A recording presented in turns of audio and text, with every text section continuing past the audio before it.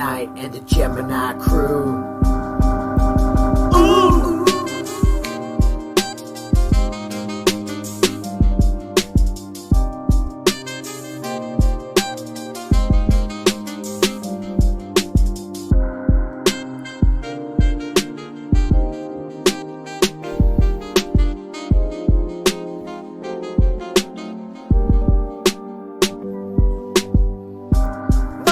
Night, you're here with Mike in the night. Mike it through the night, you're here with Mike in the night. Let's just talk about the world, give this page another turn, 'cause you're here with us tonight. Everything's alright when you're here with Mike in the night. Mike it through the night, you're here with Mike in the night. Giving the world light when you're here with Mike in the night. Mike it through the night, you're here with Mike in the night. Sometimes things are just absurd, so let's just talk about the world, 'cause you're here with us tonight. Mike it through the night, you're here with Mike in the night. Mike it through the night, you're here with Mike in the night. Let's just talk about the world, give this page another curl, 'cause you're here with us tonight. Bom dia, boa noite, boa tarde a todos. Good morning, good evening, good night, wherever you may be watching this transmission. It is I, Mike Martins, and welcoming you all to Mike in the Night. Buenos dias, buenas tardes, buenas noches. ¿Dónde estás mirando or a ver esta transmisión? Yo soy Mike Martins. Anyways, guys, welcome all. People are already rolling into the comments. You are watching Mike in the Night. Don't forget to sit back, stretch your lazy boy chair, crack open some bubbly water, crack open a window, let a breeze in if it's not like freezing outside. Get ready, because tonight you are with Mike in the Night. Everybody here together tonight. All right, we got people already rolling in the comments. We got Pure Grosso, it's a good time to buy some gold. We got Layla in the house. Jordan Retro in the house, Kevin Tavares in the house, Maven W in the house, we got Scotty F in the house, Sheeple in the house, R. Dubai, and Toby Cooper, Serenity Now in the house. Okay, guys, this is the Mike in the Night pre-show. We start at 9 o'clock. But I like to do a little bit sometimes, not all the time, so don't count on this. A little 15-minute pre-show before we go on at night. You will hear the Mike in the Night song at 9 sharp, because a lot of people tune in at exactly 9 o'clock Pacific time. It is midnight. It's 1:45 midnight right now in Miami and New York. And it's like 2, 3 in the morning where they're celebrating their Brexit. It's about time that those losers finally gave up and let people live, or let them live their own way, the way they want their country run. You know what I'm saying? What else? I don't know. So much going on. Coronavirus, all kinds of crap going on, and apparently Philippines had its first fatality from the virus. So I'm going to keep my finger on the pulse there, because I'm supposed to be going to the Philippines mid-March. So it looks like it might not happen if this continues with this virus. I mean, this is a really big letdown for me. You know what I'm saying? Sheeple saying Kung Flu. That's right. Yeah. You know, we should make a song for it. I could feel coronavirus here tonight. I get flu. I know. Something about like coronavirus, maybe, or My Corona, by the Knack. You know, My Sharona. Call it. I went to a bar and have a few drinks. Then I know I'm sniffling and coughing, and it's coronavirus. I don't know, guys. I'm not funny. I'm not trying to be funny, but I'm not funny. I know that. So lots going on, guys. We got Gold, $15.93, pushing $1,600 mark. Trust me, I got my eye on that. And Tyler in the house, David Xavier, PC mindset will kill us. No, it won't kill us all. It won't. A lot of us thrive and survive. And they're all coming to Vancouver. Woo woo! Personally, I would stay put, Mike, till they clear. Mike gets stuck somewhere. Yeah, that's true. The bird flu returns to is in China now. Gary Medeiros in the house. We got Anthony D. Thoughts on Kobe taking a helicopter instead of 1 hour car ride at 9 a.m. on Sunday, and $800 million man pays the ultimate price to save 15 minutes travel time. I know, guys. I know. We're all destined to die. So, I mean, I'm not taking someone's death lightly or anything, but I'm going to be there too. I keep talking about it. I'm 41. I'm going to be 42. I want 23 good years. And then I want to see my kids grow up and all that stuff and all that jazz. It's okay. I'm all right. You know what I'm saying? After that, hang out, bum around, try collect a pension here and there, make a few shows. You know what I'm saying?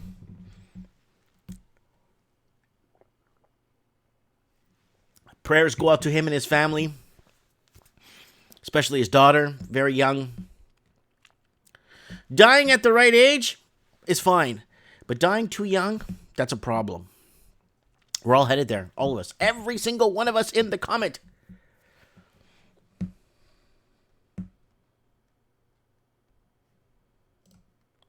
All people die, but many people die without any recognition like Kobe.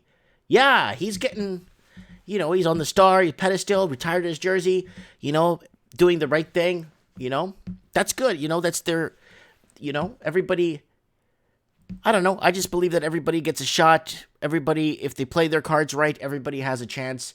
If they take the opportunities when they're there, if they work hard, and they basically understand the game. See, Kobe understood the game. That's the thing. Kobe, Shaq, Michael Jordan. You know what I'm saying?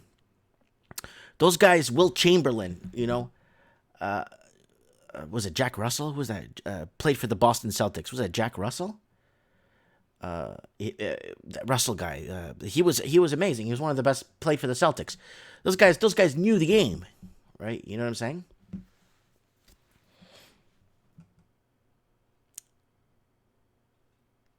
That's right. Pergroso says there's no right age. Bill Russell. That's it. Bill Russell. Probably one of the best basketball players that ever lived. But no, Pergroso says there is no right age. Anyways, we're not going to get... Larry Bird was good too. He played for the Boston Celtics too. But I still think Bill Russell was better. Because I know Will Chamberlain could not beat him in the finals like 5 times. Anyways, okay, Mike Martins, you sell Kobe Bryant. I have some Kobe Bryant rookie cards. They're in my storage somewhere. I do have them. I have like 4 of them. Different ones. I think for Upper Deck or whatever. Anyways, Tyre Petler saying La Ferme de Mont Saint Jean Bernard. I don't know what that is. De Mont. I don't know what that says.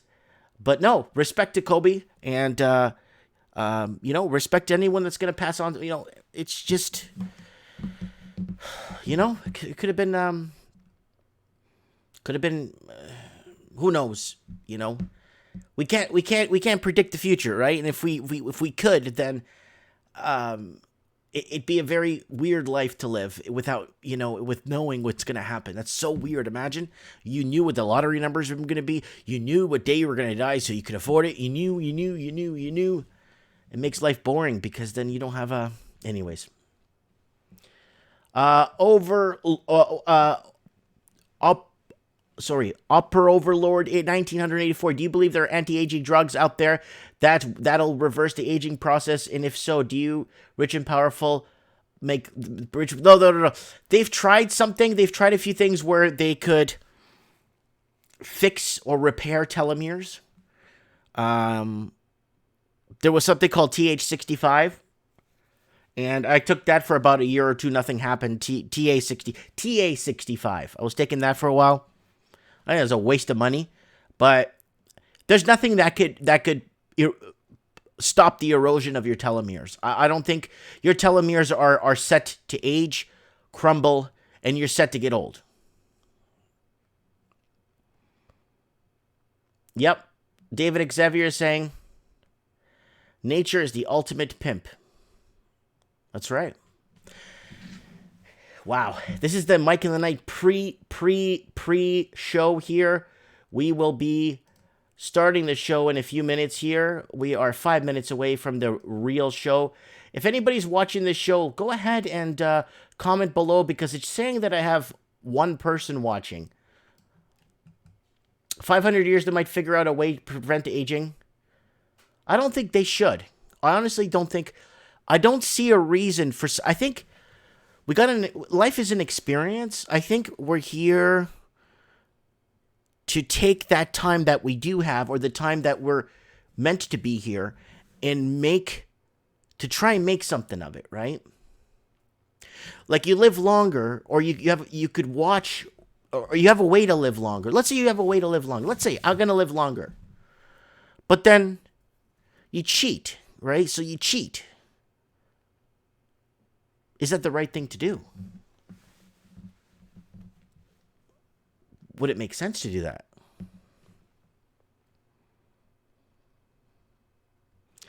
So, Pizdets is saying coronavirus is a ticket to destroying globalism. Yeah, we'll get to that tonight. Would you want to live forever, Mike, if you stayed how you are now? Honestly, no. No way, Jose. No way, Jose. No. Nope. Gotta return to the ground. Back. All of us need to go back. All of us. Stay away from Corona. Gillette razor blades, $25. Time for a beard. I got 8 Gillette razors for $30 today. So everyone's talking about razors in the comment section. Never a dull moment on a Mike in the Night. We're going to have people joining us in 3 minutes. It's almost midnight in Miami right now, and New York as we speak right now. Covering the entire Commonwealth. It is, I think, 2 or 3 p.m. In Sydney. I think it's 1 p.m. or noon in Melbourne. I think it's 3 or 4 p.m. in New Zealand. Sunday, though. Dennis is saying, they're saying the flu is more deadly than COVID. Anyone believe that? So, guys, I'm going to be taking in calls tonight. So if you guys want to call in, I'm not going to talk too much tonight. We're just doing a little pre-show here. Mike in the Night intro. A little plug for the channel. And then we're going to be rolling, man. Let's get some callers in. Go ahead right now before the show starts. Add me on Skype, Mike Martins 1980. That is Mike Martins 1980 on Skype. If you want to add me, come on the show. We got 3 right guys. Hopefully he could come on a little bit later to talk about what's going on with this flu. Remember, guys, we need to keep this PG because there's actually young people that listen to Mike in the Night. A lot of them don't watch Mike in the Night, but a lot of them just listen to it while they're jogging. Someone said, people in their mid and early teens. So let's try and keep it as PG as possible. We want to open up the show to everybody. I don't know what it is, because when I was younger, I've always hung around or listened to what older people had to say. And when I say older, like 20, 30 years older than me, and I've always had friends that were like 10, 15 years older than me. I just related better with people that were 20 years older than me, and I still do. A majority of my friends are 20, 30 years older than me. So, yeah. So we got AV 1611 from Whitehorse, Yukon. Pretty much on the same time zone as I am. And who else we got here? Dennis, yeah, I agree. So tired of MSM saying, worry about flu. 3 right guys says, none of this stuff is PG. We got confirmation on incinerators running 24/7. Sorry about that. Hospitals cite them making a 30-meter deep mass grave.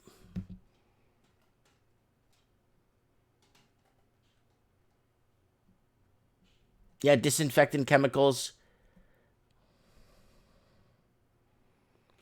Yeah, anyways, guys, 9 o'clock is here. We are kicking off the show. This is the pre-show of Mike in the Night. sometimes a quarter to, half an hour before, I will kick it off. So here we go, guys. Mike in the Night starting now, 9 p.m. People will be joining us right now from the East Coast, West Coast, Australia, New Zealand, UK. Congratulations, UK, with Brexit. Woo!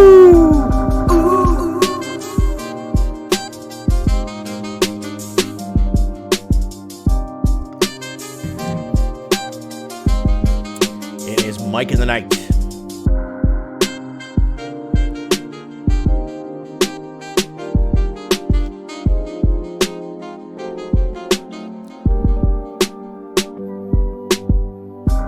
Mike into the night, you're here with Mike in the night. Mike into the night, you're here with Mike in the night. Let's just talk about the world, give this page another turn, 'cause you're here with us tonight. Everything's alright when you're here with Mike in the night. Mike into the night, you're here with Mike in the night. Giving the world light when you're here with Mike in the night. Mike into the night, you're here with Mike in the night. Sometimes things are just absurd, so let's just talk about the world, 'cause you're here with us tonight. Mike into the night, you're here with Mike in the night. Mike into the night, you're here with Mike in the night. Let's just talk about the world, give this page another curl, 'cause you're here with us tonight. I bid you all good morning, good evening, good night, wherever you be watching this transmission. It is I, Mike Martins. Welcome to Mike in the Night. The 9 p.m.ers are joining us. We had a little bit of an early pre-Mike in the Night, just talking a little bit, getting the comments rolling. Thanks for joining us. Whether you're watching us in your cabin or your shack in the woods or your condo box in the sky or your detached townhouse in or outside the city in the suburbs, recline your lazy boy chair, sit back, enjoy, because it is time for Mike in the Night. Crack open a window, drink some sparkling water, maybe some ice Coke, something nice and fresh, refreshing, maybe a little bit of tea, because you're in it tonight with Mike in the Night. Tonight we're going to be having call-ins in the show. We're going to have people calling in. It's calling in tonight. Calling into the show tonight. It is 9:02. Today is Saturday, February 1st, 2020. We are at the beginning, or at the, I guess, the interlude of the coronavirus discussion. And I think we're going to get to the climax and the rising rhythm and the climax. And hopefully we'll have some sort of resolution in the next couple of weeks, maybe into the next month, on what's happening with this coronavirus thing. So we're still in the interlude, kind of understanding just where we're at right now, not really knowing if we're tricking or treating. That's the problem. We don't know if we're tricking or treating yet. That's the problem. Anyways, guys, let's get into some channel news real quick here before we kick off the show. Guys, don't forget to subscribe to the channel. Go here and join the channel if you can. Please join the channel. We got some people already that have joined the channel. Mike in the Night replays. If you guys, replays are getting a lot of listens, a lot of listening tos and replays right here. If you guys want to listen to a bit of Mike in the Night. We got trends in the housing market every Wednesday, rants and lifestyle. And I did a video here. It's kind of important video, actually. And I'm a true believer. I'm a true believer that we're going to start seeing digital deletion, digital removal of information. W. Pizdats joined the channel. Welcome to the family. Thank you so much.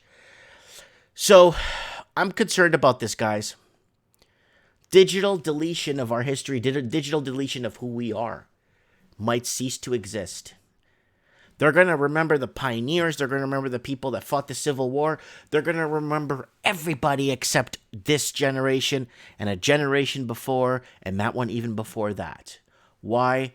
Because of how much we were lied to. So this is a newspaper I have from 1993 that I read for you guys on the channel. And it's from Arizona. Here it is, 1993, Arizona Republic. Now, the article reads, U.S. Iraq arms plants up and running, Saddam back at 80% capacity. Now, let me tell you what's scary about this. In 100 years, none of us will be alive to tell people what really happened. That no, Iraq did not have weapons of mass destruction. I'm afraid that 3 generations down the road, they're going to believe that America went and freed the world from this madman Saddam Hussein that had all these weapons. That's what I'm afraid of, guys. That we're heading so far digitally that we're going to lose track of the books and lose track of print. And that's why when the Bible was written, all kinds of books of importance, they were massively produced. So if some of them went missing, the message won't be lost. I have a feeling because everything's going digital that people will believe this 100 years from now. Because they don't have no choice, because nobody would be alive to tell them what the truth is. And that's what I'm afraid of, guys. So we got Mr. Clean saying, just say no to 5G. W. Pizzette says, do you trust the CPP? Tell us the truth. The Chinese Communist Party? No, I don't trust the CPP. CCP. People all ages could be seen passed out dead on the streets. Yeah, that's from the coronavirus. They should have kept Saddam in power. Yeah, they should have. Everybody should have left other countries alone. But what I'm concerned about is the digital deletion of everything and making it their way over time. And I'm scared of that, guys. Housing final move. You kind of want to watch this video. Just a bunch of housing stuff here on the channel. And if you want to watch a series and you're bored, watch this one, Game Store Business from Scratch. I got another one I'm going to add up here, and that's under my playlist. If you're really bored, this one is really good. It's called Project Tabletop. I sing at the beginning here. I basically take this place, and that's my old shop, and I convert this place here right to the end. And back here will be itty-bitty small stuff. Like I have my cards, my more expensive product behind me. Out too much, it only comes out by 2 feet.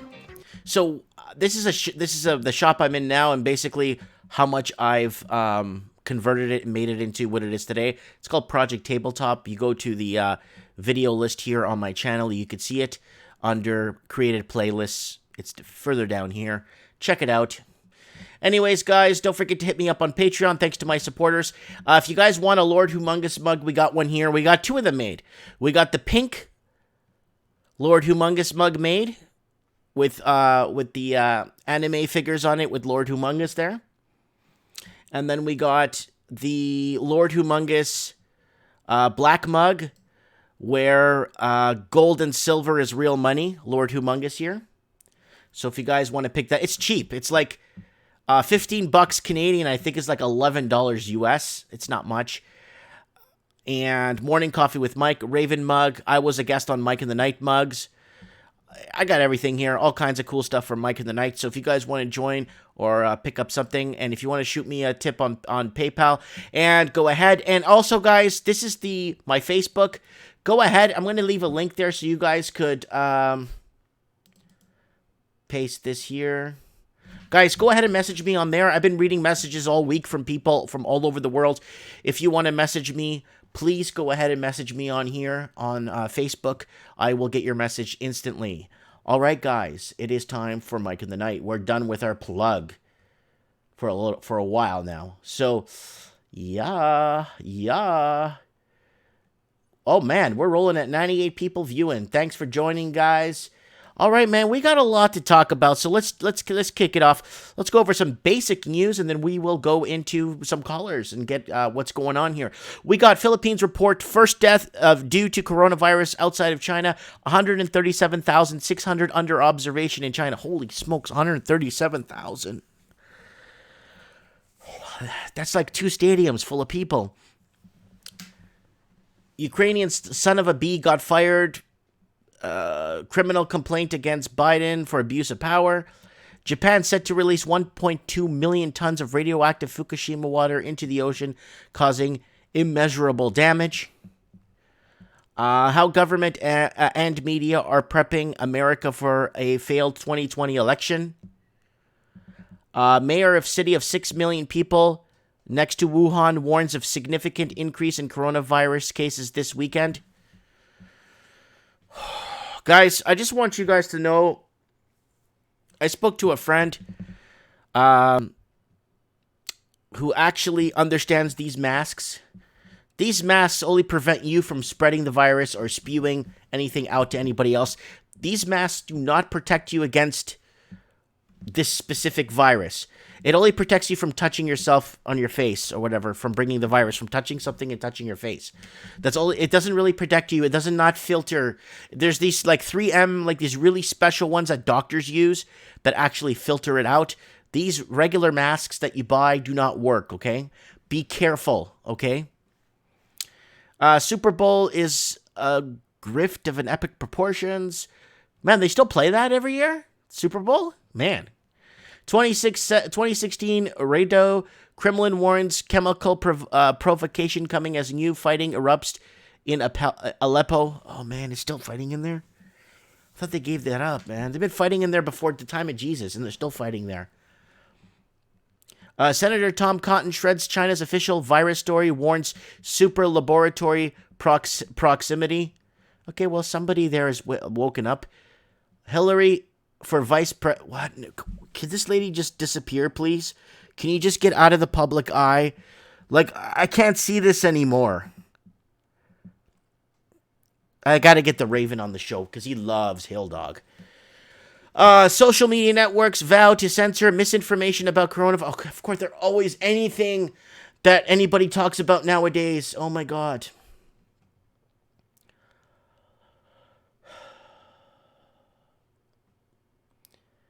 So we got SB in the house, Tyler in the house, Anthony D in the house, Solid Extra in the house, Pure Grosso in the house, Jordan Retro in the house, Supreme Cannon in the house.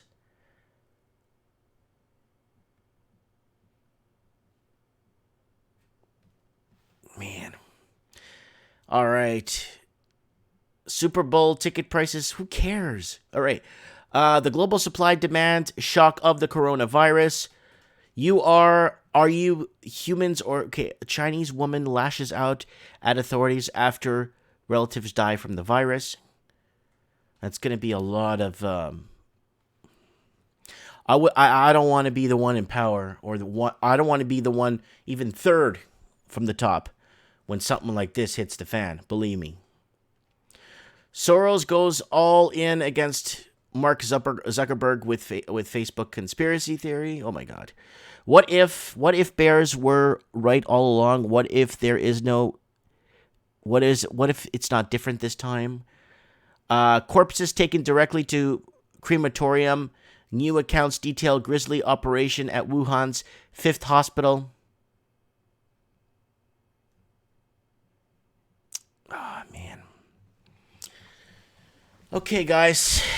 We're going to have some open lines. We're going to let you guys pretty much talk about what the heck is going on. We got on the table, we could talk about the coronavirus. We could talk about Brexit. I think Brexit will work. I think Brexit will be the thing. And it's a lot of other European countries will start to kind of following suit, right? We got, those sore losers. The key figures responsible for Brexit division in UK are revealed. Yep. UK, great achievement for UK, says MEP. Sovereignty is great. It's good. Countries should be able to create their identity, create whatever and be part of, and trade with what they want, right? That's what you're conserving. When you're conservative, you are conserving something, a way of life, a religion, or an upbringing, or produce. In this instance, with the whole Brexit thing, it's more about preserving your, I guess, what things were like in the 60s, 70s, and 80s in England, when things were a lot better, I guess. They want to preserve that way. I hope that's what they want. We got Tignim in the house. W. Pistat is actually saying something very, very good. Very important. Corona may be more dangerous to some races than others. Yes. Different genetic makeups equal different reactions to certain things. Like, there's some women that can wear certain makeup, and then in some parts of the world, and then some women in other parts of the world try that same makeup on, they get rashes, or it doesn't work. Or perfume. Some women put on perfume, it smells really good, and then some women put on the same perfume. In other cultures, it smells like rubbing alcohol. It doesn't apply. Like, it's just that's it. Just different genetic makeups. We're all different. Okay? All right.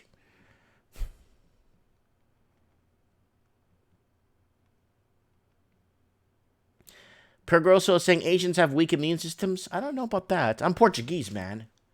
All right? Essay. Anyways, all right. Ooh, Elvis Presley's still alive. There's a picture of him right here. Anyways, all right. Let's see if we could get real German instincts on the show. We got to get him like very PG in this. I need him to like be very. Is my Skype like not? Oh, I see what's happening. Okay, it's opening like an actual. I'm trying to call him. It keeps opening a page. Okay, so my Skype is frozen. All right, so let me reopen my Skype here real quick, guys. Got some back-end issues here.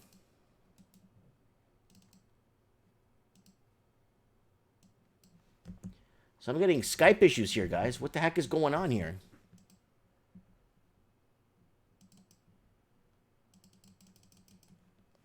I'm getting some serious Skype issues.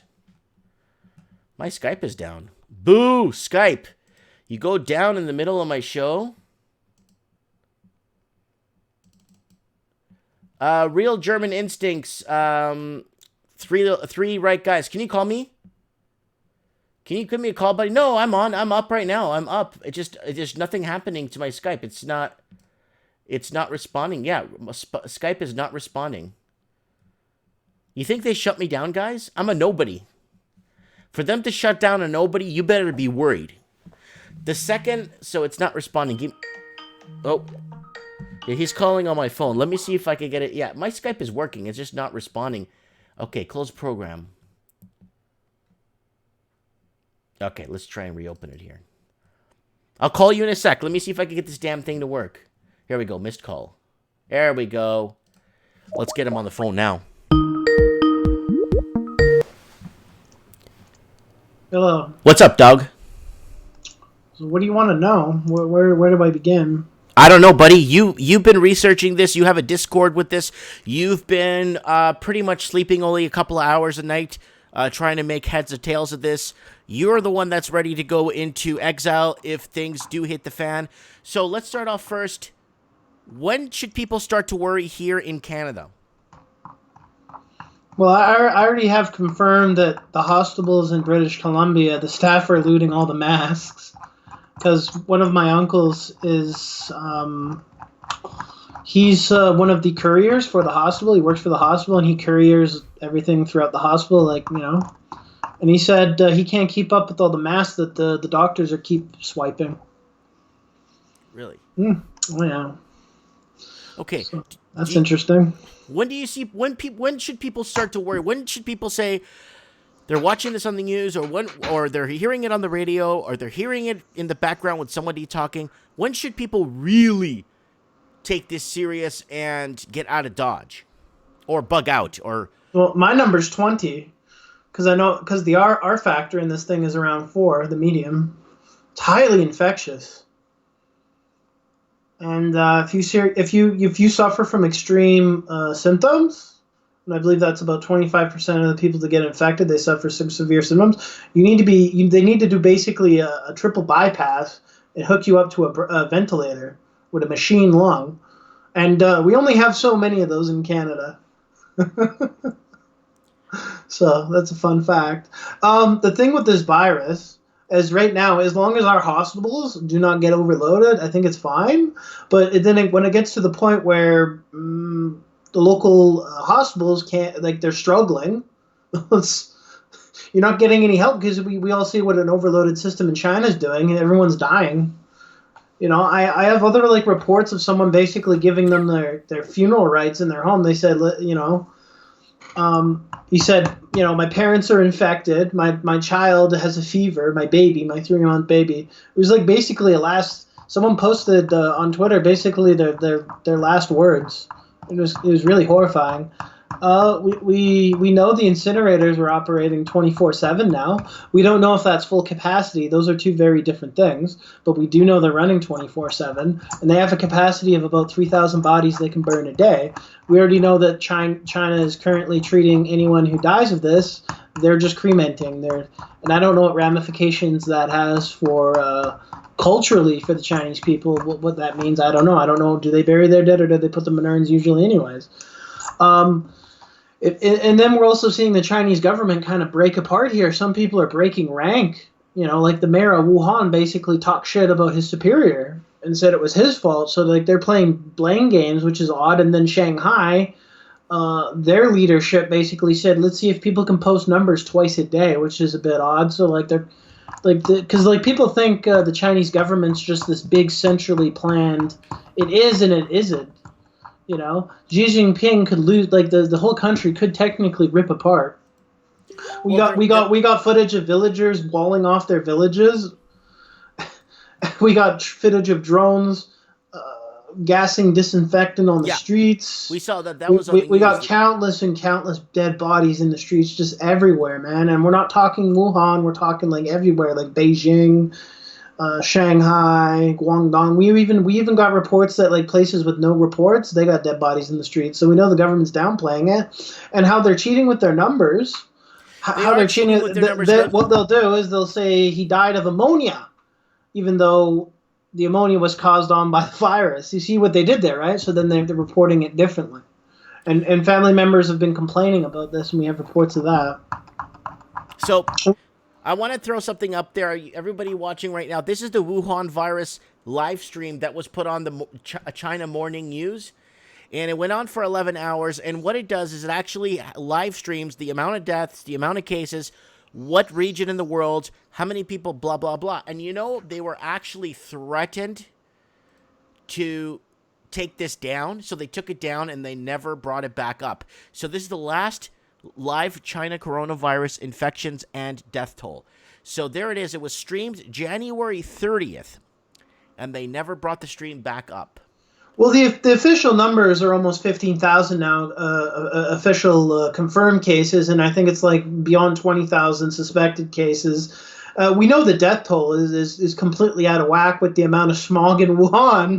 We got literally Holocaust level Nazi Germany smog coming out in a place with no cars or factories turned on. It's a bit suspect, isn't it? And the cloud looks a little different hue of gray than per se usual smog. And I know for a fact when China turns off all their cars and factories, they did this during the Beijing Olympics, the sky is clear. Right now, the factories are turned off. There's no cars, but there's heavy smog. Like I said, and there's even footage of there's an angle you can't see on the live feeds from state TV. But there was footage that got leaked out of them building a 30 meter deep swimming pool. Swimming pool, yeah, that's what we're calling it, the swimming pool. Mm-hmm. So things are we're not being told the truth. And then another thing is we think the World Health Organization they're in the pocket of Beijing, because they're trying to say it's not infectious and there's only rare cases, whereas we got a guy in Germany who transmitted the disease from a handshake. So because they sure as hell weren't being more intimate, I'm assuming, at that business. And then he infected another person. So seems pretty infectious. And not to mention, the person who was infected here in Canada, one of them was infected by his husband, the wife. So, I don't know. And what makes this so frightening is the fact of its incubation period and then its asymptomatic spread. So say you contract it, and then 3 days later you could be infecting people, but you maybe had it for 10 days already and not aware. Or less. The problem with Wuhan is like almost smack dab in the middle of China, and the problem is all these surrounding places are starting to get infected. The north, the south, the west, and then you're seeing it going over to Hong Kong, to Macau, into Taiwan, and it's slowly going into Vietnam. Some of it's appearing in Thailand, so it is making its way like from its host area all the way out. The U code's been inverted on and off for a while, my friend. There was someone in the chat. Yeah, but here's another thing. They just had an outbreak with their poultry of H1N1. We know that infects humans too, because of India, right? Mm-hmm. But here's the thing. They've been suffering over the last year with swine flu for their pigs, right? So not only are they dealing with this, and now their economy is shutting down. Everyone's indoors on quarantine. People are getting given hall passes, per se. Let's just call them hall passes because it's more funny to say it that way. Of people saying you can have one member of your household leave the house to go buy groceries for, say, 3 hours, go buy your groceries, and go back home. Every 2 days you'll be given a notice. These people are going to starve to death in the millions if this continues because their economy, they don't got it's not like they just got food laying around for months and months where they can carry this, and they only have so much Forex reserves where they can buy import internationally.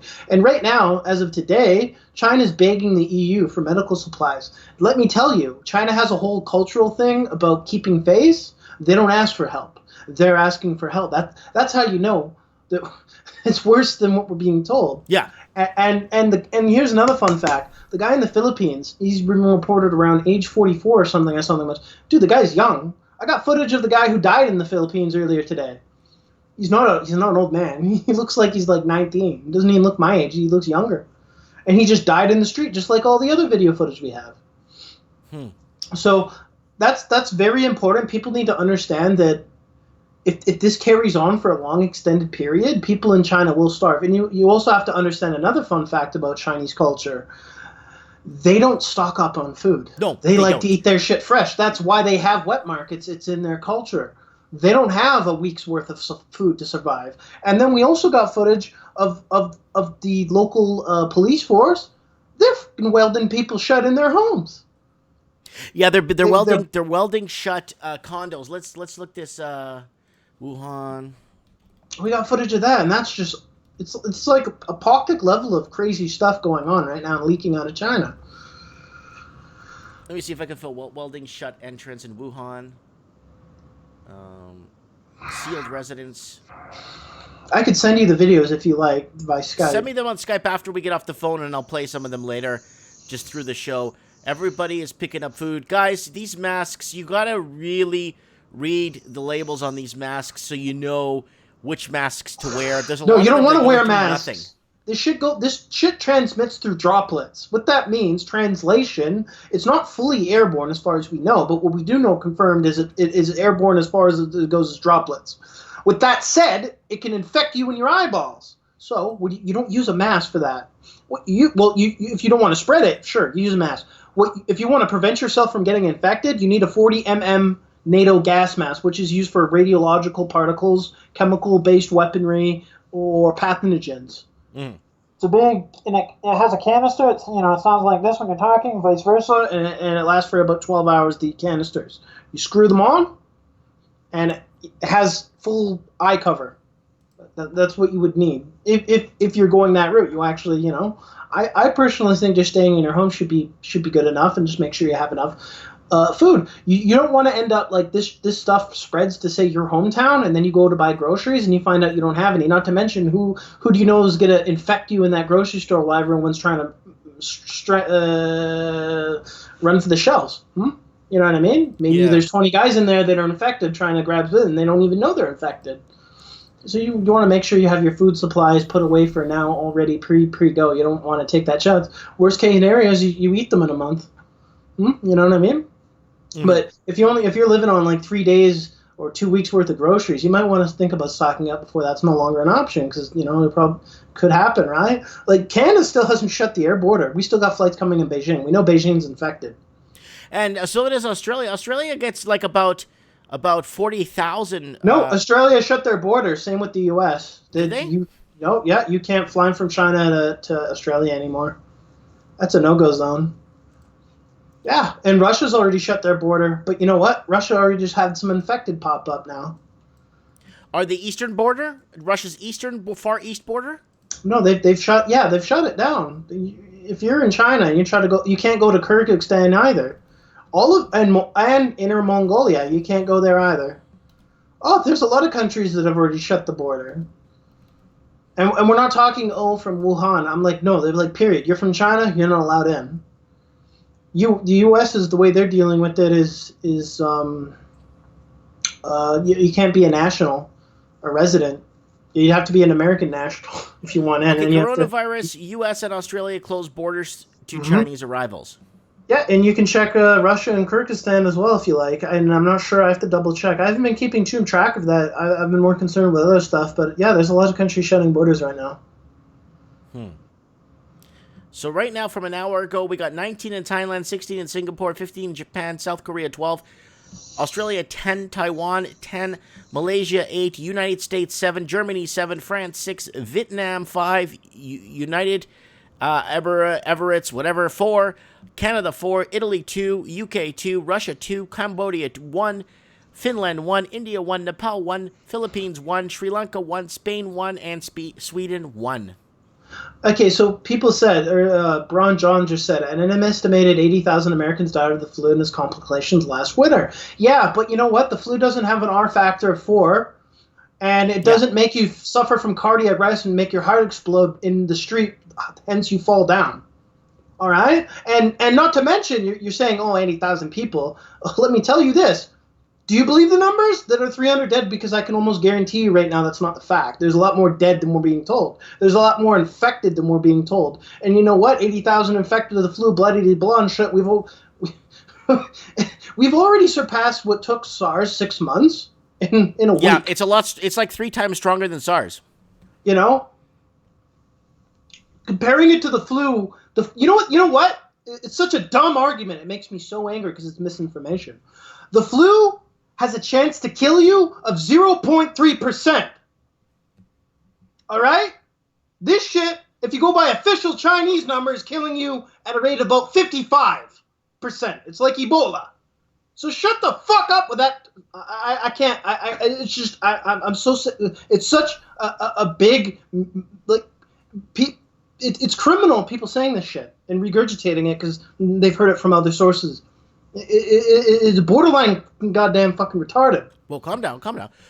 I'm on your team here. No, I'm aware, but people saying that shit, they have such low IQ, such stupid, it's insanity. Mm-hmm. You talk about the flu. You don't have dead bodies all across the world right now just dying in the street because of the flu. Mm-hmm. Usually the flu most of the people that are dying of flu, these are really old senior citizens. Yeah. Yeah, usually it's older people or people with, you know what I'm saying? Yeah, you know. I'm getting upset and angry because I've been studying this stuff since January 19th with about 130 people. So I constantly, even since the show started, I probably got 5 new updates as what has occurred. And the stuff the media is not sharing, because there's another argument saying media is overhyping it. The media is not overhyping it. We got the WHO on record earlier today, about 12 hours ago, saying the fact that it spreads person to person is very rare. It's such a crock. It's just flat out lies. And that is putting people in danger. You know what I mean? Like, Trudeau still hasn't shut down the border. If people's family members die, Trudeau might as well just kill them. Because that's going to be the headline in the thing. You killed my nana. You killed my nana and shit like that. You know what I mean? That's okay, guys, going listen, to be. hear me out, please. Okay, guys, we need to calm down here in the comments. We need to calm down. Listen, I know something's big. I know something big is up. I'm not ramping it up on the channel. I'm not pulling an AM TV and say the world's going to end in 13 minutes. I'm not trying to pull one of those, okay? All I'm trying to say is when they shut down an entire city of 11 million people and close off the streets with huge monolithic stones blocking cars from leaving the cities on the main roads so no one can get out, in or out, shut down an economy of 11 million people because these people... Oh, it's worse than that. We're looking at over 100 million now. Okay, but what I'm just trying to say, I'm just talking about Wuhan. Never mind about all China. But just that, for them to do something that drastic and to show that much of dedication to quarantining this is the problem. There's something really wrong here, guys. We're not going to know. They won't tell us. Do you ever watch those spy movies, or you ever watch those conspiracy government movies, or ever watch those things? Hold the brakes. Hold that thought. Hold the brakes for a second. Now that we're back on that, 6 months ago, someone that was working in the Biolab 4 in Winnipeg was arrested with her husband and her students, and was confirmed a Chinese national spy doing espionage at our bioweapons lab here in Canada. About 3 days ago, a Harvard University scientist was also jailed on espionage. Now, to put into perspective how severe that is, the last time we had an incident like this was when the individual who gave the Russians the nuclear bomb blueprints, and they were killed. And rest assured, the guy's going to be put to death in the U.S. for this. But there's already some spy-level espionage linked to Wuhan and their biolab. Right. That's not conspiracy. This is fact. You can look it up and Google it. It was in the news not too recently. Okay, let's take this instance from Hollywood, okay? Let's just take an instance from Hollywood. You ever watch those movies and you got the whole inside scoop on the movie because you're on the side of the government watching what the government's doing? There's a big meteor coming to Earth, or there's this big pandemic flu that's spreading around the world, but we cannot tell the public, we cannot tell the masses. But when you're watching it from that angle, and you're watching it from the angle of the government side, you actually agree with them saying, yeah, you know what? They really can't tell the people this. This is a really bad thing. And I believe in my whole hearts of hearts that what happened in Wuhan, especially when they quarantined, shut the city down, when they're welding a condominium, people's condo doors shut so they can't get in and out, all this that they're doing for 50 people. Originally, it was 50 people that died of it originally when we were talking about this last week. Now, it's what, 200, 300, 400 people that they say? Guys, you know what? It's a lot of... there's a lot going on. Just the amount of yellow body bags that we have outside one of the funeral homes in Wuhan doesn't add up to the fact of their official numbers. Well, yeah, just throwing that out there in the wild, yeah. Like I said, I don't know if they're running to capacity, but we do know they're running 24/7. Right. Yeah, I get it. Anyways, listen, I'm going to let you go for now. Take a pill, chill, relax, and send me some stuff on Skype. And, do you want the videos? Huh? You have to use them quickly because they get redacted pretty quick. You got about a half an hour after I send it to actually show it. I will. I'll see it. I'll keep an eye on it. I promise. The amount of videos that I've sent to family and friends over Facebook, I don't get a warning from Facebook. They just reject the videos. Yeah. It's crazy the amount of... Are you aware that they shut down Zero Hedge's Twitter? They banned them for posting an article on this. Well, anytime anyone tells the truth, they always get shut down. Yeah, but listen here. Zero Hedge has been calling for black swans for years. First time they have a black swan to report on, they get banned. Just food for thought. Have a good night, Mike.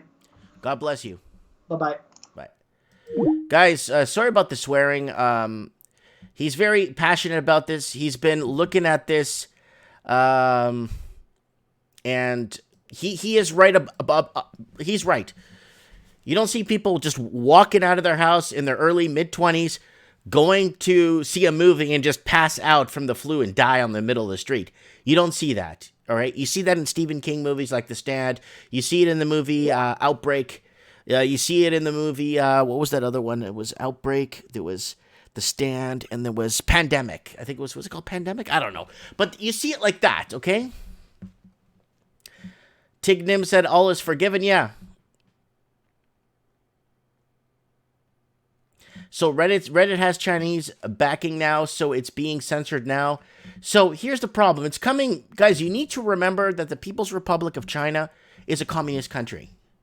They basically don't tell their citizens what they need to know. They tell their citizens what they need to do. That's why they have those social credit reports or scores. That's why they have that. It's different, okay? So do you honestly think they're telling us, non-citizens, or people that do not contribute to their, or people that don't even, that have very little to no contact with their country, the truth?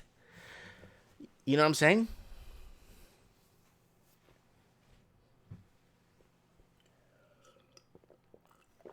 Guys, we need everyone to be PG. Come on, man.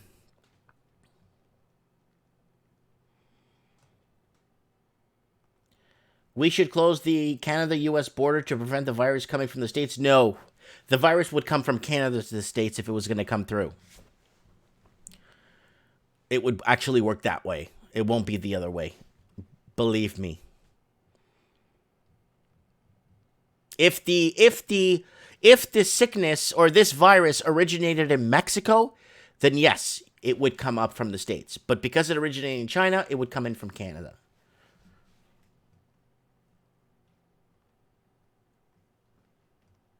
The market doesn't believe this scam. They want the Fed to cut rates, says Diana Y. David Xavier says CYB. And then PsyOp Mike, it's a PsyOp, says Diana Y. Guys, you know what? Everybody needs to take a pill, chill, relax. Everybody, please relax. Take it easy. Okay, we got videos coming in, right? Oh, lots of videos. Holy smokes. I have a lot of videos coming in. Let's see which ones I could show here.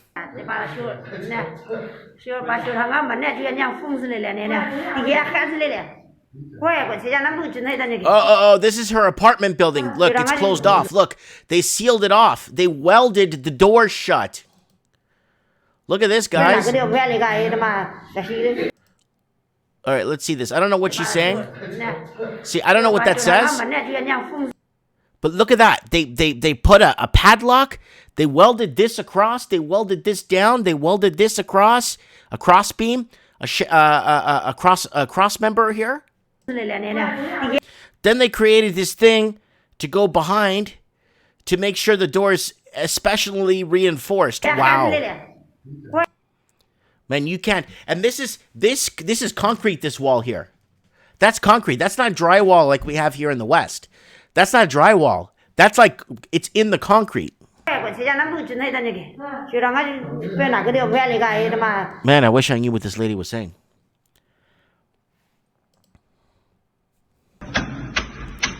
Oh, wow. Bring out your dad. It looks like they're closing somebody in. I don't know what they're doing, but it looks like they're closing somebody in apartment 1031. And they're closing somebody else in. Wow.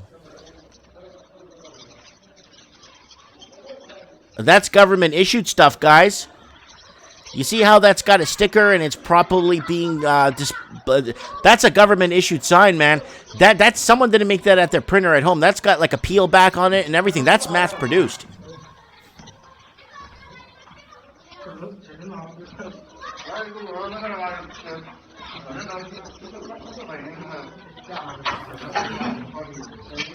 Man, I don't understand what these people are saying. Looks like they're rigging something there.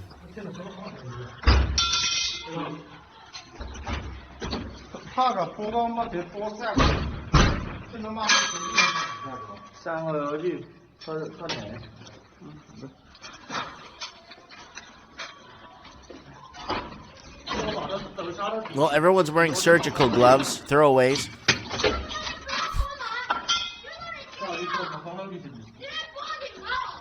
I hear children in the back. Hey, they even barred the windows. They even threw bars up on the windows. That's a government issue sign, guys. In the beginning here, if you pay attention, the guy's actually peeling back. So he's setting it up. Watch what he does. Look at that. See that plastic he's peeling off? That film? He's peeling off a film. There it is right there. That's not made in somebody's house. No, somebody just didn't make that on their printer upstairs and bring it down. That was mass produced, and that was so they don't stick together. So you could mass send them to different areas or different regions to put up on walls.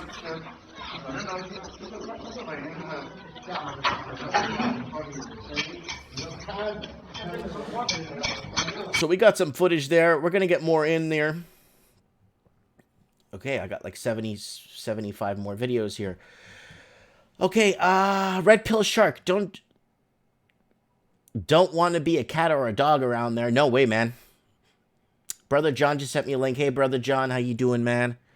U.S. imposes entry restriction over coronavirus. Foreign nationals who visited China in the past 14 days will be barred from entering, while Americans who visited the province at center of the outbreak will be quarantined. So here you go. In the United States, they are taking precautions. In Canada, you know what they're doing in Canada? It's actually a little bit better. They're putting up flyers in the airport. Yes. They're putting up flyers at the airport. I don't even know how to tell you guys this, how good this is, what they're doing. This is really nice what they're doing. Putting up flyers in the airport are going to they're going to save Canada, right? So we got Scotty Morrison, in the Prime Minister of Australia, in the comment section saying Sydney is ground zero. David Xavier is saying flyers are gonna save us. They do. I'm not lying. They got flyers at the airport. They're not properly screening. I mean, at least people will feel better if they see they're taking their temperatures or something. But they're not even doing that. What language are the flyers in? Probably in French.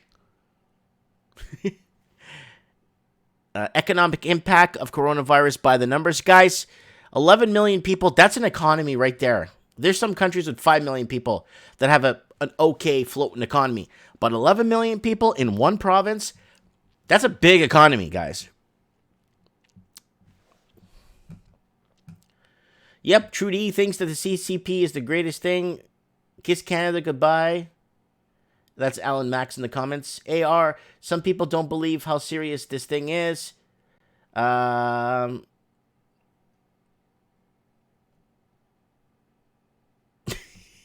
right. Let's get our man here. We're gonna get on the show now. Man, there's so many messages coming in. All right, what does it say? Epidemic is out of control. Officials say less than 100 people have died so far. However, the local funeral situation was supposed to reveal the truth. A few days ago, a notice was posted at the funeral home in Wuhan said that it provided 24-hour service according to the Epoch Times. Many funeral homes in Wuhan are processing infected corpses, and Haku Funeral Home can handle about 224 hours. Interesting. Guys, this is a big deal. I'm not trying to pull an AMTV. I really am not. Guys, the world's going to end in 2 hours and 7 minutes. I'm not trying to pull one. I'm just trying to be like, I just want to call a spade here. When we did the whole thing last week, when we're discussing this and when they're putting these monolithic huge stones to close off the streets from preventing people from leaving with their vehicles because of 50 people dead, they're really out. Now something's really definitely going on. All right, let's look at some more video footage. Just man, where do I start with this? All right, let's put this on. Let me see if this is like okay. 的袋子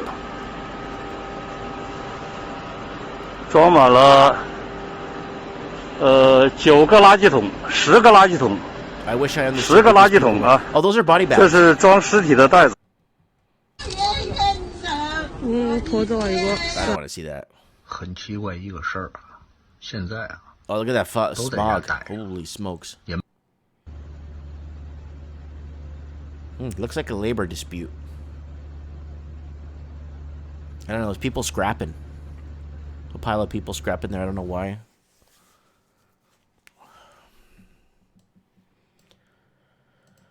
Okay.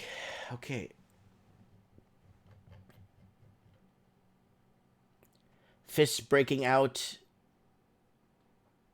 Oh, at the temporary hospital. Yeah, if there's only 50 people that died, let's just say, why the hell would they build a hospital in a week? Or they're building a hospital in 7 days? Why would they do that? Why would they bother? You know what I'm trying to say? Like, why would they care if it's just a temporary... Why would they shut down the entire city? Right? So, I got the footage up here of them shutting down the city. It's way up here. Let me see if I could find it for you guys to give you guys a little bit of an insight here of them shutting down the city, because I've never seen anything like that. You see that kind of stuff when you're watching your typical like zombie type movies, or they want to, man, there's thousands of things here. Holy crap. You know what I'm talking about, when they want to quarantine the entire city in a zombie movie or something. They want to keep people from leaving, but zombies can't drive, so they wouldn't put cinder blocks in the middle of, not cinder blocks, monolithic stones. I'm trying to find that one with the stones for you guys, but man, I've never seen these ones. Hold on, let's watch these ones. Oh, there's like military traffic here. Hold on a second here.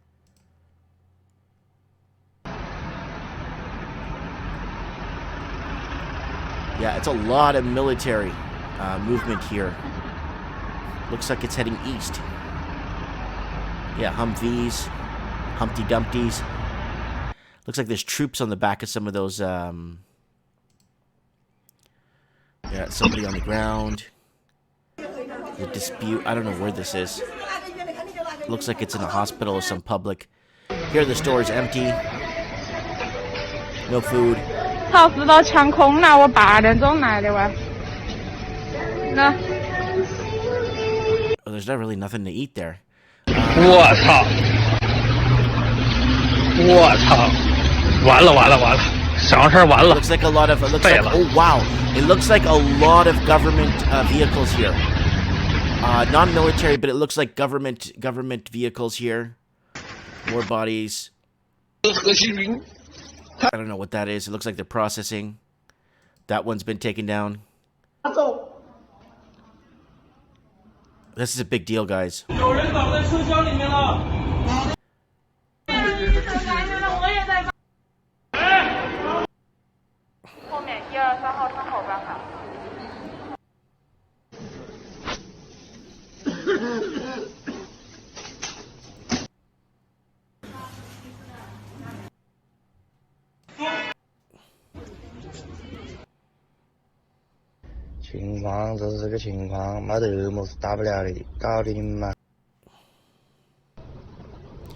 All right, we got the military. It looks like some sort of military police on the subways.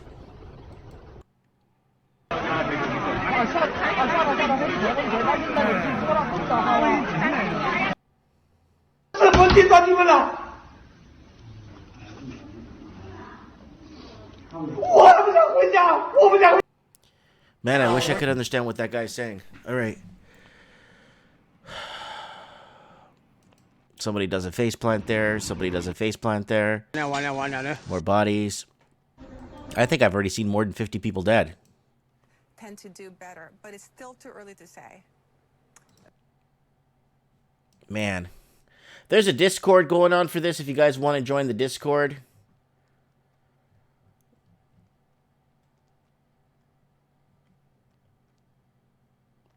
Yeah, I think this is a lot worse than, I think there's a lot. Obviously the Chinese are lying. I mean everybody knows the Chinese are lying. So we know that. But is it could we get the jump on preparing if they told us the truth? Could we start to say, you know what? I'm going to keep my kids home from school for 2 months. I'm not leaving my house. I'm going to probably go out hunting, or maybe go out and pick up some food tomorrow. Now that we got the jump on the on this problem if they were honest with it. Then this way we could get like a better notice or get the be one step ahead, so to say. That's what I'm kind of throwing out there, maybe, you know what I'm saying? It's Oli again, and the doctor was saying something about how fast it's spreading, plus he was exhausted. Oh, okay. Okay. Somebody could understand that here in the comment section. Good, good, good. Margaret O'Brien, what about Evan in Hong Kong? I don't know where he is. Last I heard, he got into a riot somewhere, or he got... Oh, man, there's more videos. There's a lot of videos coming in. 3 right, guys. Can you put the Discord up, please, if you don't mind?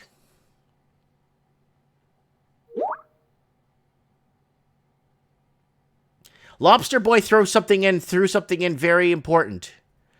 The Chinese are going to use this to put in a control grid and chip everybody. This could be there's the Discord right there. 3 right, guys, threw the Discord up. Go ahead and join the Discord, because Rashak Travel says, let's see more videos. So, all the videos that 3 right, guys, are all up on the Discord, if you guys want to see. Oh, I think this is the hospital. I don't know what this is. I'm not even going to guess what that is. Probably get my channel shut down. This guy's loading up a 9mm. The other guy, well, the other guy's got like an AK-47. Okay. Tend to do better, but it's still too early to say. Finally, just... Yeah, there's that guy again. We got that guy. I don't know. Oh, this is the hospital they're building.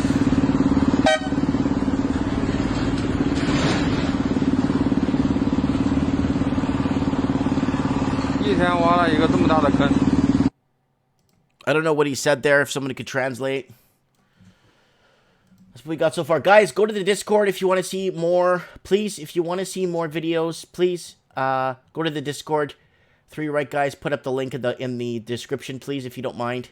I don't want to get the channel shut down because I might show the wrong thing at the wrong time, and that's not my... I don't want people, like, swearing. I want this to be, like, I mean, they don't shut a channel down for swearing, but I want to keep it, like, kosher. Keep it, like, you know what I'm saying?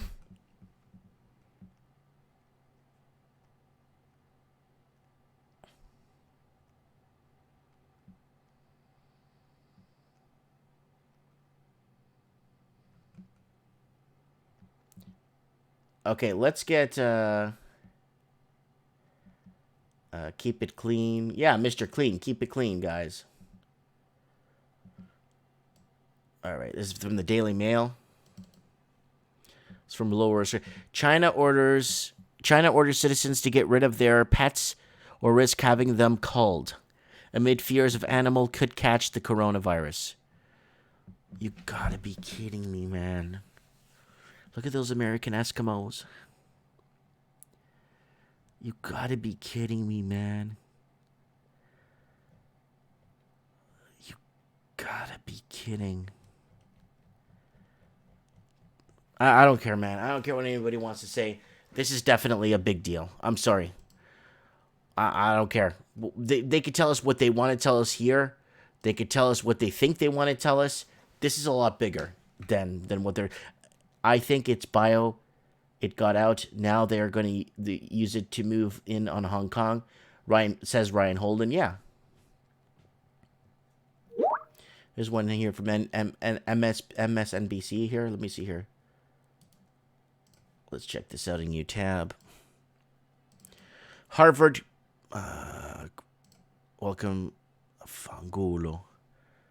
Come on, man. Harvard chemistry chair charged with lying about the China contract. Oh, man. Federal prosecutor on Tuesday charged top Harvard University scientist with lying to the Department of Defense about his work for the Chinese-run talent recruitment program. The chair of Harvard's Department of Chemistry and Chemical Biology allegedly violated federal law by not disclosing his involvement in China's 1,000 talents plan to the Defense Department, including money he received, according to the charging document. The charges brought by the U.S. government against Professor are extremely serious. Harvard said that in a statement. Harvard is cooperating with federal authorities, including the National Institute of Health, and initiating its own review. Wow.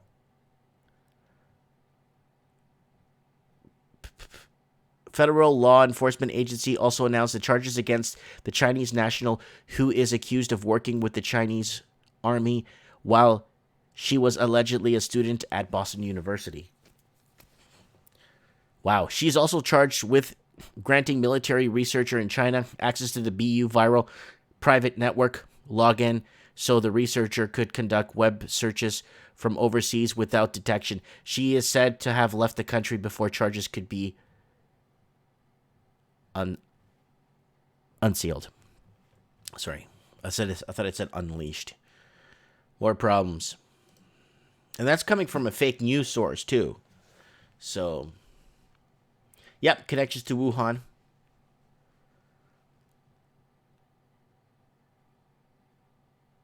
Okay, let's get I want to get Lord Humongous on the show.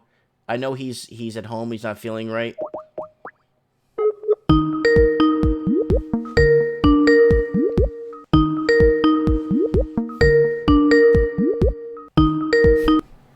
Yo, Lord, what's up?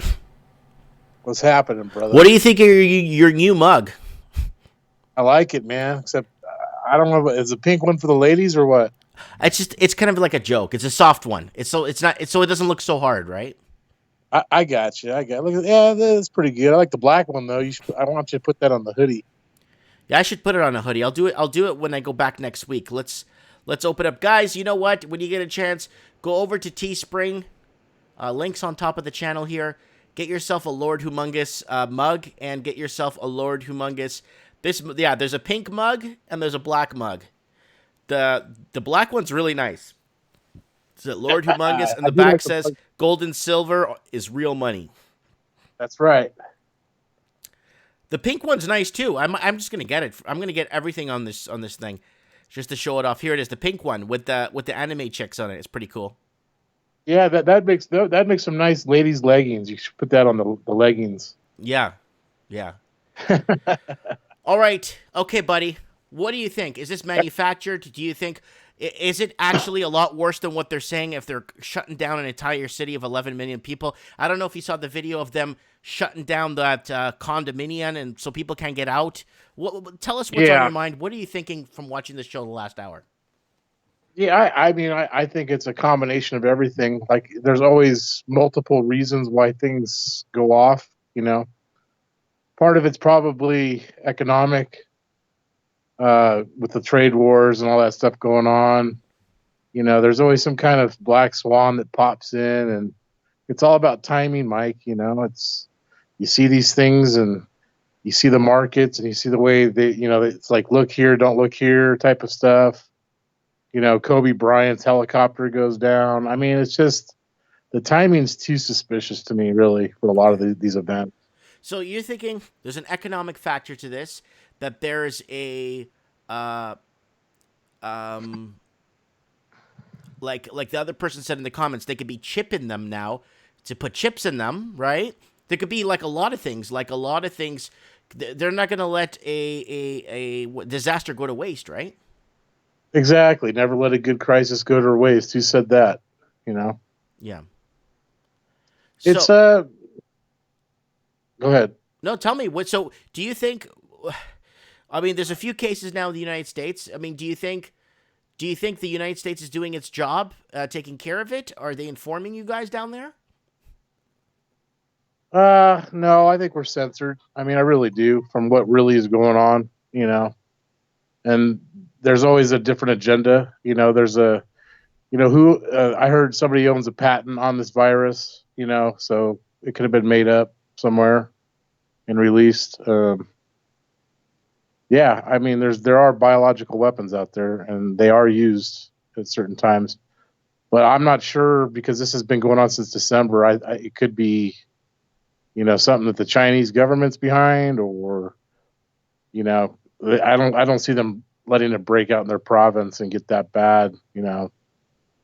But what scares me is that they, you know, how are these guys going to run the world like they talk economically? How is China going to run the world when they can't even contain a virus, a pandemic in their own borders? Mm. Mm-hmm. But Yeah, you know so what's they're- kind of scary is how they discussed that they were looking at closing the borders and putting the city under quarantine a week before they did it. So that gave the Right. rich or the elite time to get out. Yeah. Then they had people, getting on airplanes and flying all over to the world. What kind of responsible government does that? Well, yeah, They had to- because during the Great Plague, the Black Plague, during the time of the Great Plague, the wealthy survived. Why? Because they could afford to go out and live in the mountains until this plague passed on, until it disappeared. The wealthy, a majority of the wealthy survived the Black Death. It was the poor that couldn't travel or get out, or you know what I'm saying? Yeah. But this is like, this is just like the SARS breakout.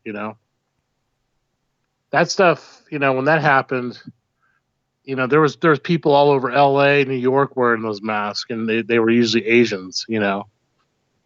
But those masks don't do anything. I mean, if a virus is going to attach to, a doorknob and you rub your eye, there's not much you can really do about it. You have to self quarantine yourself, I guess. So I can't afford with my diabetes. My immune system is already lowered. I can't afford to go out there and get whatever this coronavirus is. That's just from a personal standpoint. Yeah, I know you're sick and you're going through a really tough time. Right. And you still have your Patreon up? Yeah, I do. I mean, I haven't been able to make videos because I'm limited on a lot of things. So. That's fine, dude. I support you on Patreon. Guys, support Lord Humongous on Patreon if you can. Help him out. Right. And But- maybe when you get off the phone, maybe you could throw up a link in the comments section there for your Patreon, please. Right. But I mean, And, I follow the markets and the algorithms and all kinds of different angles, right? And I see a lot of that stuff through the mathematics of what goes up, what comes down. The dry Baltic index, people have been asking about that. I think it was Tyler. That thing's been crashing, dude, since like December of 2018. Like kind of drastically. mhm. And they've been pushing down the VIX. I mean, that has a lot to do with it. Yeah. It just, this is the kind of economic, I think they're trying to keep this, like just like the impeachment, it's all a big bread and circus show for us slaves out here, supposedly, to watch. Yeah, it's Yeah. like the whole. It's like WW. It's like wrestling. It's a show. Exactly. Yeah. In the end, all But, these yeah. people are friends. Yeah, you have to look at all the different angles at play to get the geopolitical type picture of what's kind of going on, and kind of read between the lines if you really want to find what the truth is, And a lot of the truth is hidden. It's hidden from us on purpose. That's why there's so many lies. I mean, like, just trying to get, to the truth of things. Like, what's the truth? What really happened? And they'll come up with every kind of. It's almost like they don't want us to tell. They don't want to tell us the truth for some reason, but they want us to figure it out on our own. It's almost like there's a treasure map to the answer, but for those that have the map, will seek what they need to know. But information is key. Information's everything. And if you're in the know, you're making money in the stock markets. If you're in the know, you're in the right place at the right time. You're in the right city you know what I'm saying? You're in the know, you know. But when you're not in the know, you're constantly trying to find things out we spend our lifetimes trying to just answer the question why. Right. Well, I mean, and that's how they maintain control too. If they control the game, they'll let certain groups know certain information, but the rest of us are kind of left to figure it out for ourselves, basically. Mm-hmm. But I do see silver coming this next week. I think it's going to make a big pop. We might have a big crash that started on Friday, The Dow was down 600 points. I saw that. I kept my Yeah. eye on that. I was looking at some of my investments. I'm only in miners, junior gold, junior silver, tons in that. So that didn't get hit at all.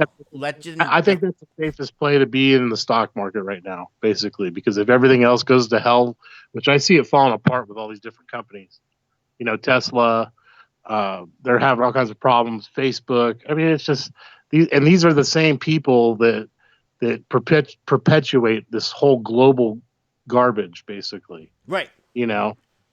So you got to watch those megacorps, I believe. Ray Dalio said that cash is trash. At that Davos where all the muckety mucks up there, they're controlling the world. I mean, you got to follow what these people kind of say at some points, but on the other hand, you got to do the opposite, and you have to know when that is. That's where the timing comes in to make those kind of moves. Like every week, it's a new show. 3 weeks ago was that guy that blew up in Iran, that guy that died in Iran. Then the week after was the fires in Australia. Then the week after, it's the Wuhan the flu, the coronavirus. It's like always a new show. Yeah, and I mean, if you look at, what a way to shut down a global economy is to have some virus break out. Now even Russia's got its borders closed with China, and they're supposed to be trading partners. I mean, I don't understand what these people's objectives are in the ones that run the financial world, other than world dominance at some point and maybe depopulation. Mm-hmm. But they're not gonna get away with it. I mean, at some point the truth will come out, and those responsible will be held responsible. They think they're above the law, and they're really not. Dude, you know what? I don't want to bring her name up here on the show because my channel will just get, it will flag my show or just flag my channel, or nothing will get out. What the hell is Hill Dog doing? Why is she showing her face again?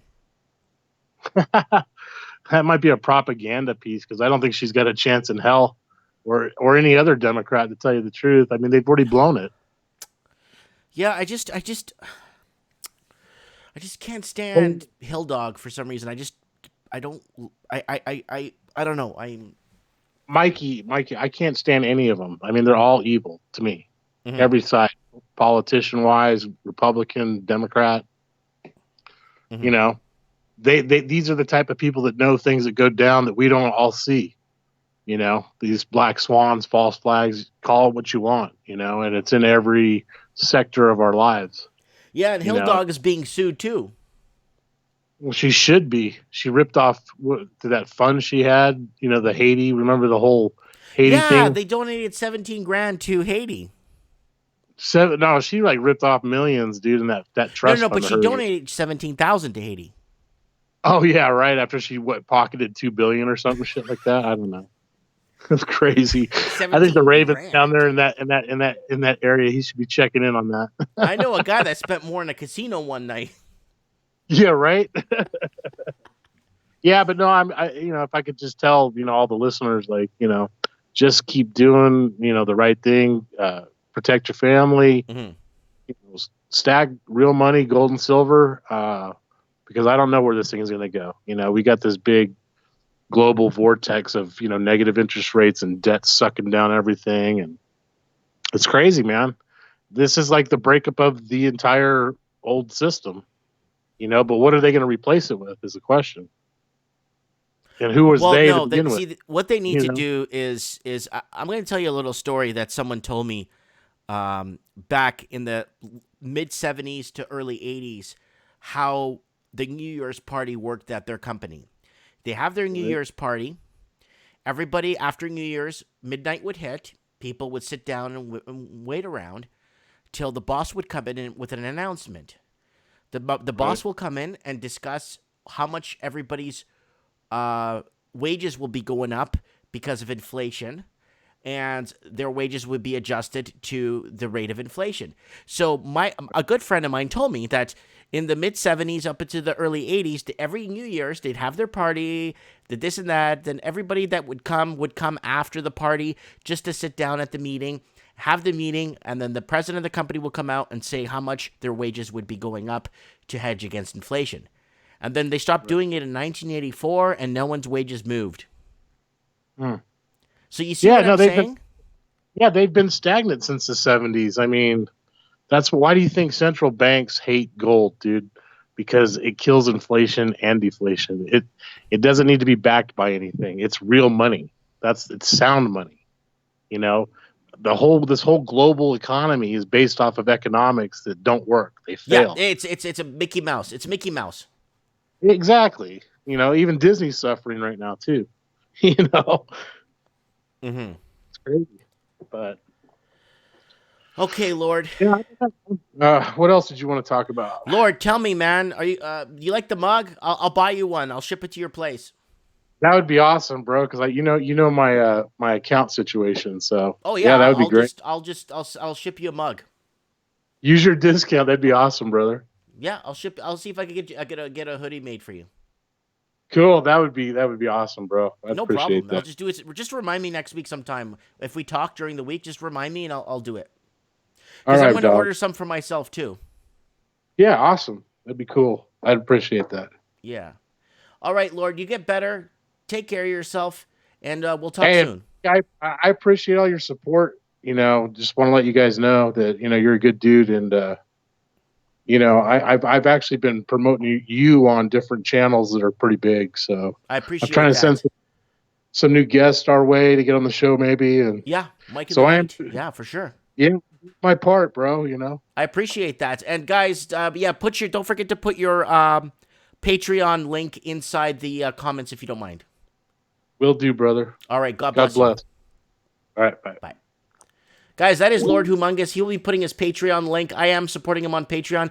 Can everybody please get on Patreon, please, and support him, please? I'm not asking for you guys to change water into wine. Donate $1 or $5 a month. The guy's in a really tough situation, and everything could help. You know what I'm saying?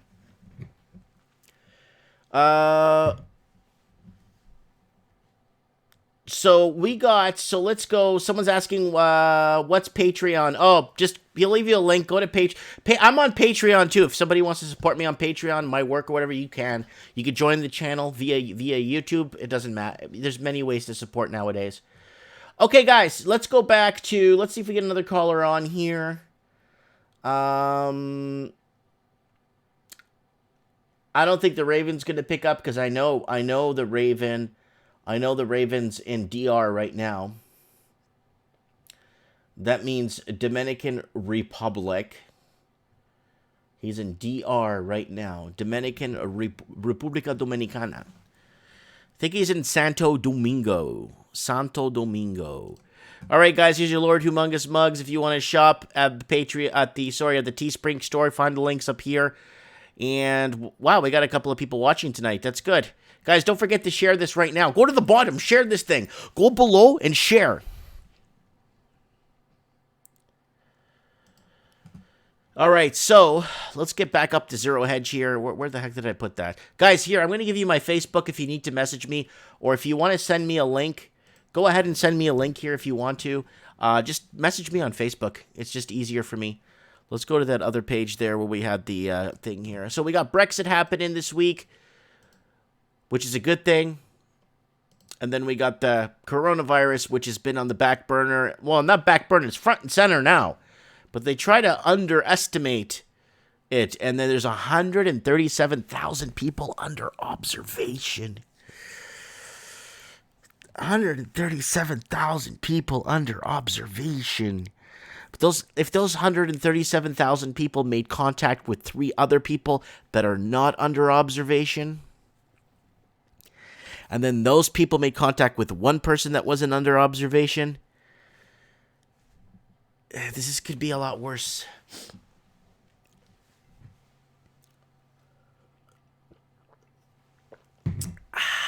We got Layla in the house. I like to hear her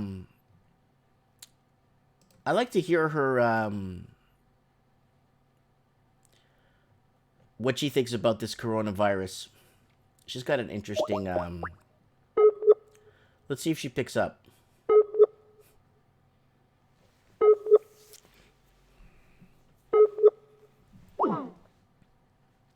Oh, she's not online.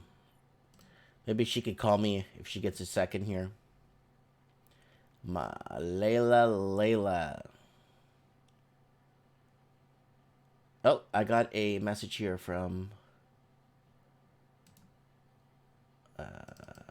Globetrotter Mike here.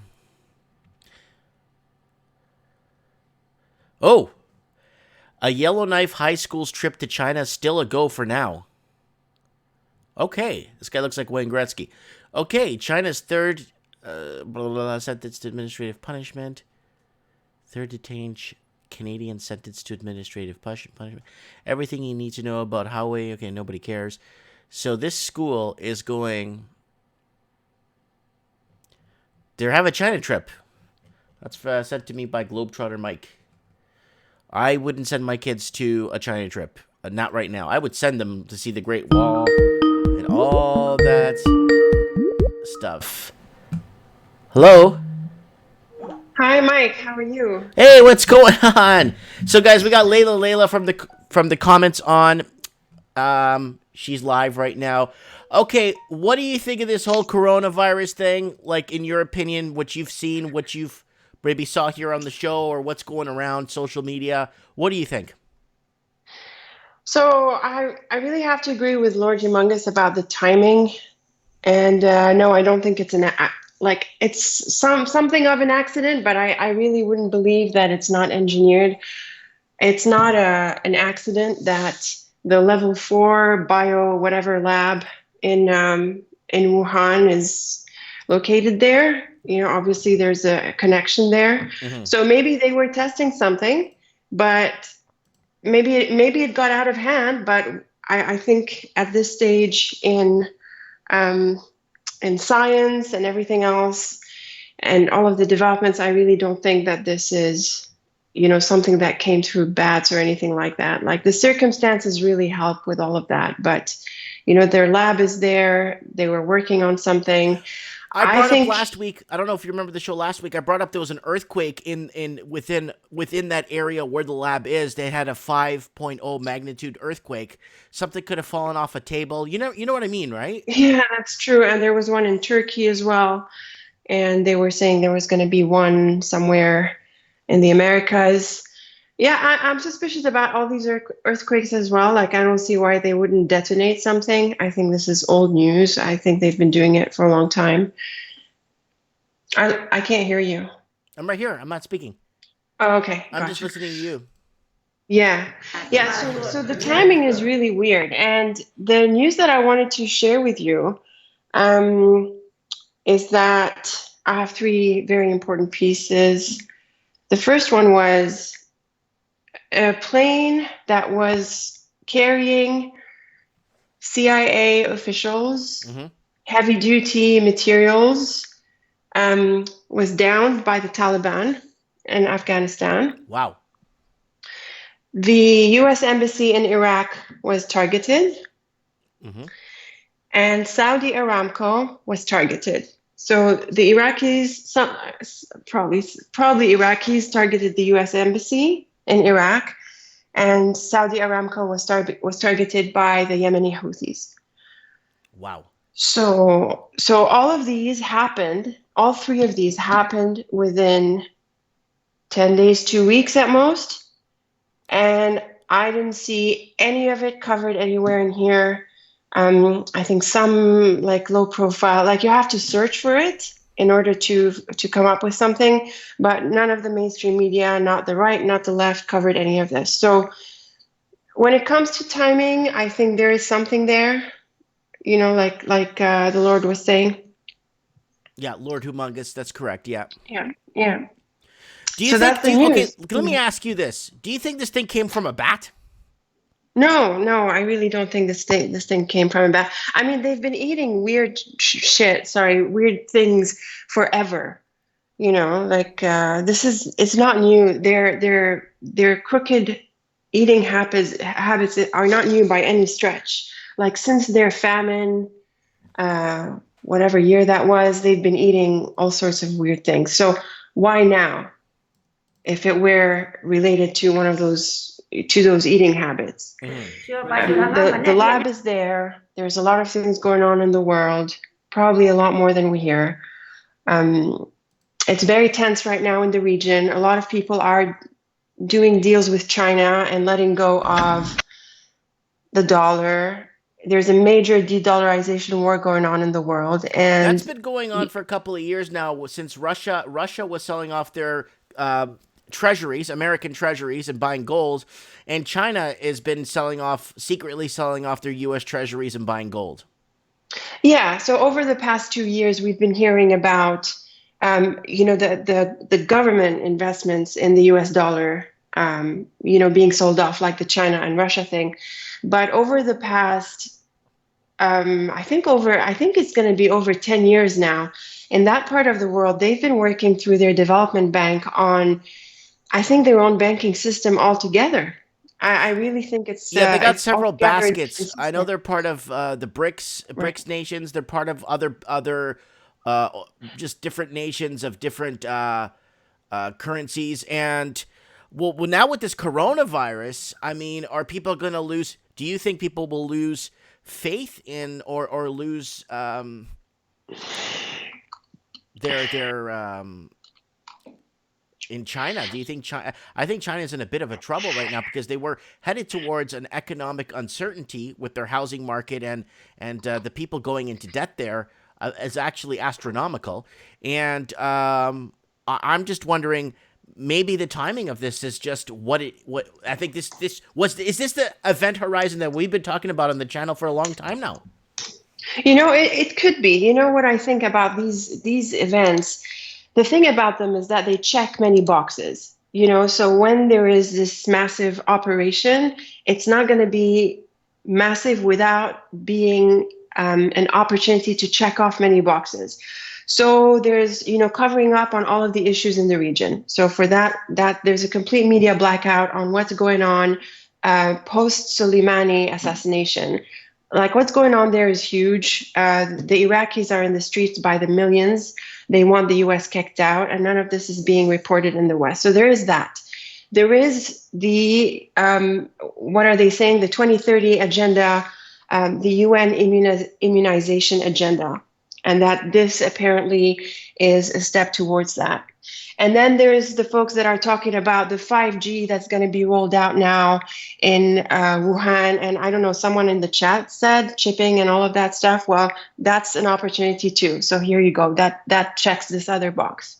And then, of course, not to say anything about straight up depopulation, which is, killing off people. And who knows what they're doing with these bodies? Who knows what they're doing to people behind those closed doors that you were just showing that Three Rights Guys was, I think it was Three Rights Guys, right? Yeah, he sent us the video. I got it right here. Right. They're boarding up, or they're closing up condos, like living condos where people live in, and they're just boarding them up. And it looks like they have some government markings there by the government of it looks like it's a state written announcement there, and they completely welded these condominium exits shut.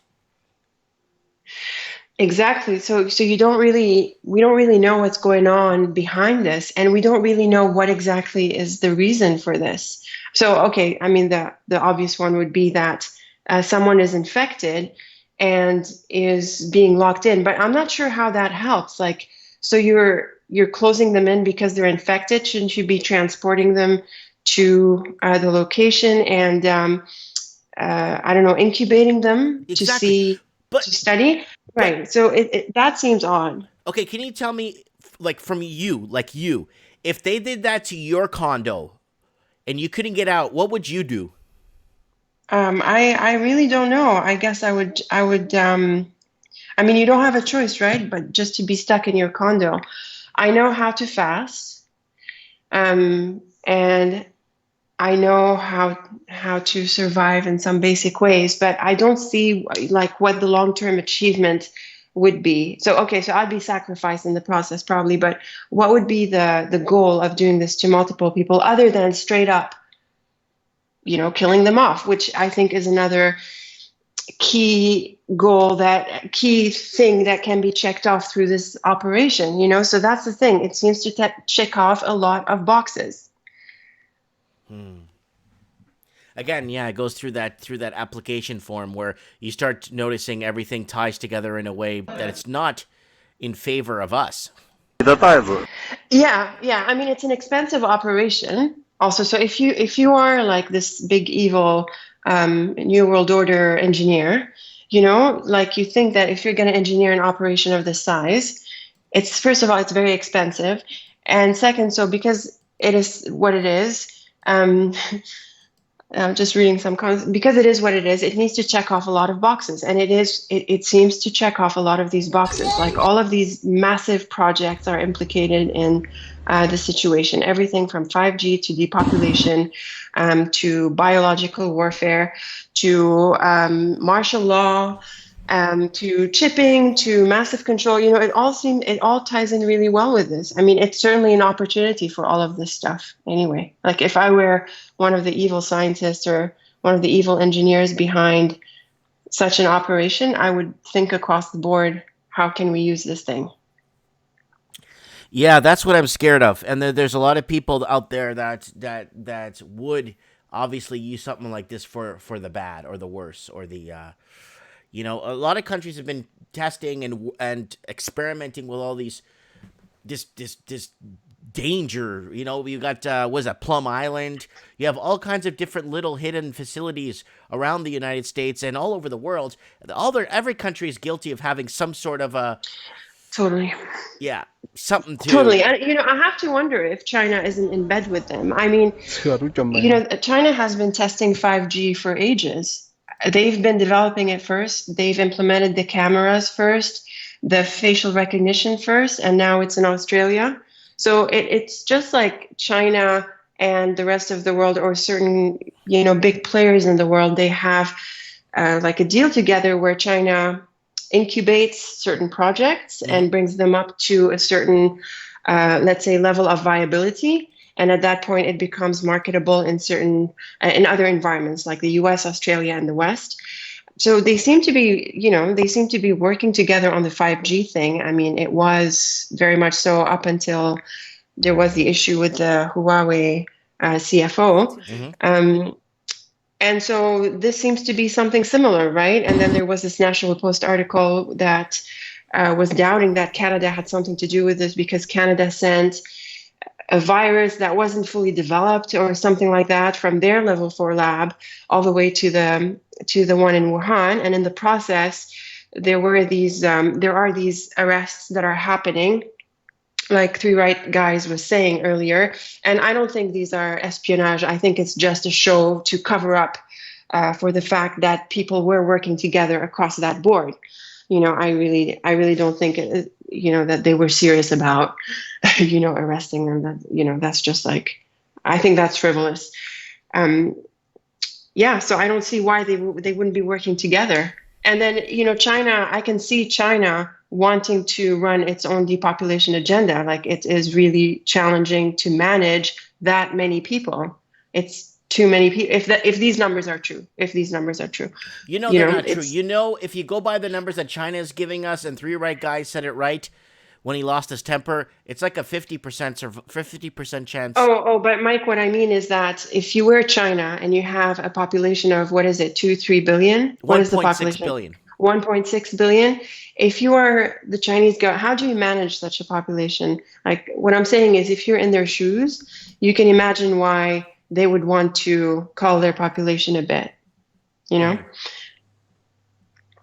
would honestly, what I would want to do if I had that much population, I would put them to work, like their government is doing and what the government has been doing. Well, yeah, but Mike, real work is operation on resources. I think everything else is not really. I don't think it's as much work, if you like. So there's only so much resources. So you end up doing what's being done to Africa, right? Like what we said last time. Yeah, the destabilization of Africa. And, I've been trying to get a hold of that what's that girl, the Greta girl, to let her know that they're completely deforesting Mozambique like 98% of the country is being completely deforested. They're removing all their rainforests and everything they have there in Portuguese Africa and shipping it off to China. Yeah, yeah. And we're not Greta talking is cheap directly wood, sponsored Mickey by the Mouse wood. Rothschilds. We're talking good wood here. Yeah, so there's a limit of how much needs to be done in the world. We don't need to eternally grow and eternally work. There's only so much that we need work for. So I don't know if this is the real population of China. Some people say that it's exaggerated just for the sake of the alarmist program. But if it isn't, I can see that it's a problem, and it doesn't appear that their one-child policy worked or whatever it was they were trying to do. So this is a situation that really checks off many, many boxes across several agendas. So I'm sure lots of people are stakeholders in this. Everything from the west to the east. And yeah. So that's what I think. So we got 8th U.S. case confirmed 2 hours ago. I think it's in Massachusetts. I think we covered the 8th one. A new case of the deadly coronavirus has been confirmed in the U.S. I think it's the 8th case they're at now. I think it was 8. I think it was at 8 for a while. But, I was looking at that coronavirus countdown clock where they have the live updates on the China Morning News, and they took it down. Mm-hmm. That was really, it kind of showed you South America, Central America. It showed you what parts of the world were infected, which ones, and it was a live clock that was actually showing number infected, and they just shut it down. Yeah, it was probably too alarming, maybe, or... Yeah, people were freaking out. Yeah. But if the survival rate of this is really slim, I mean, that's a problem. That's a...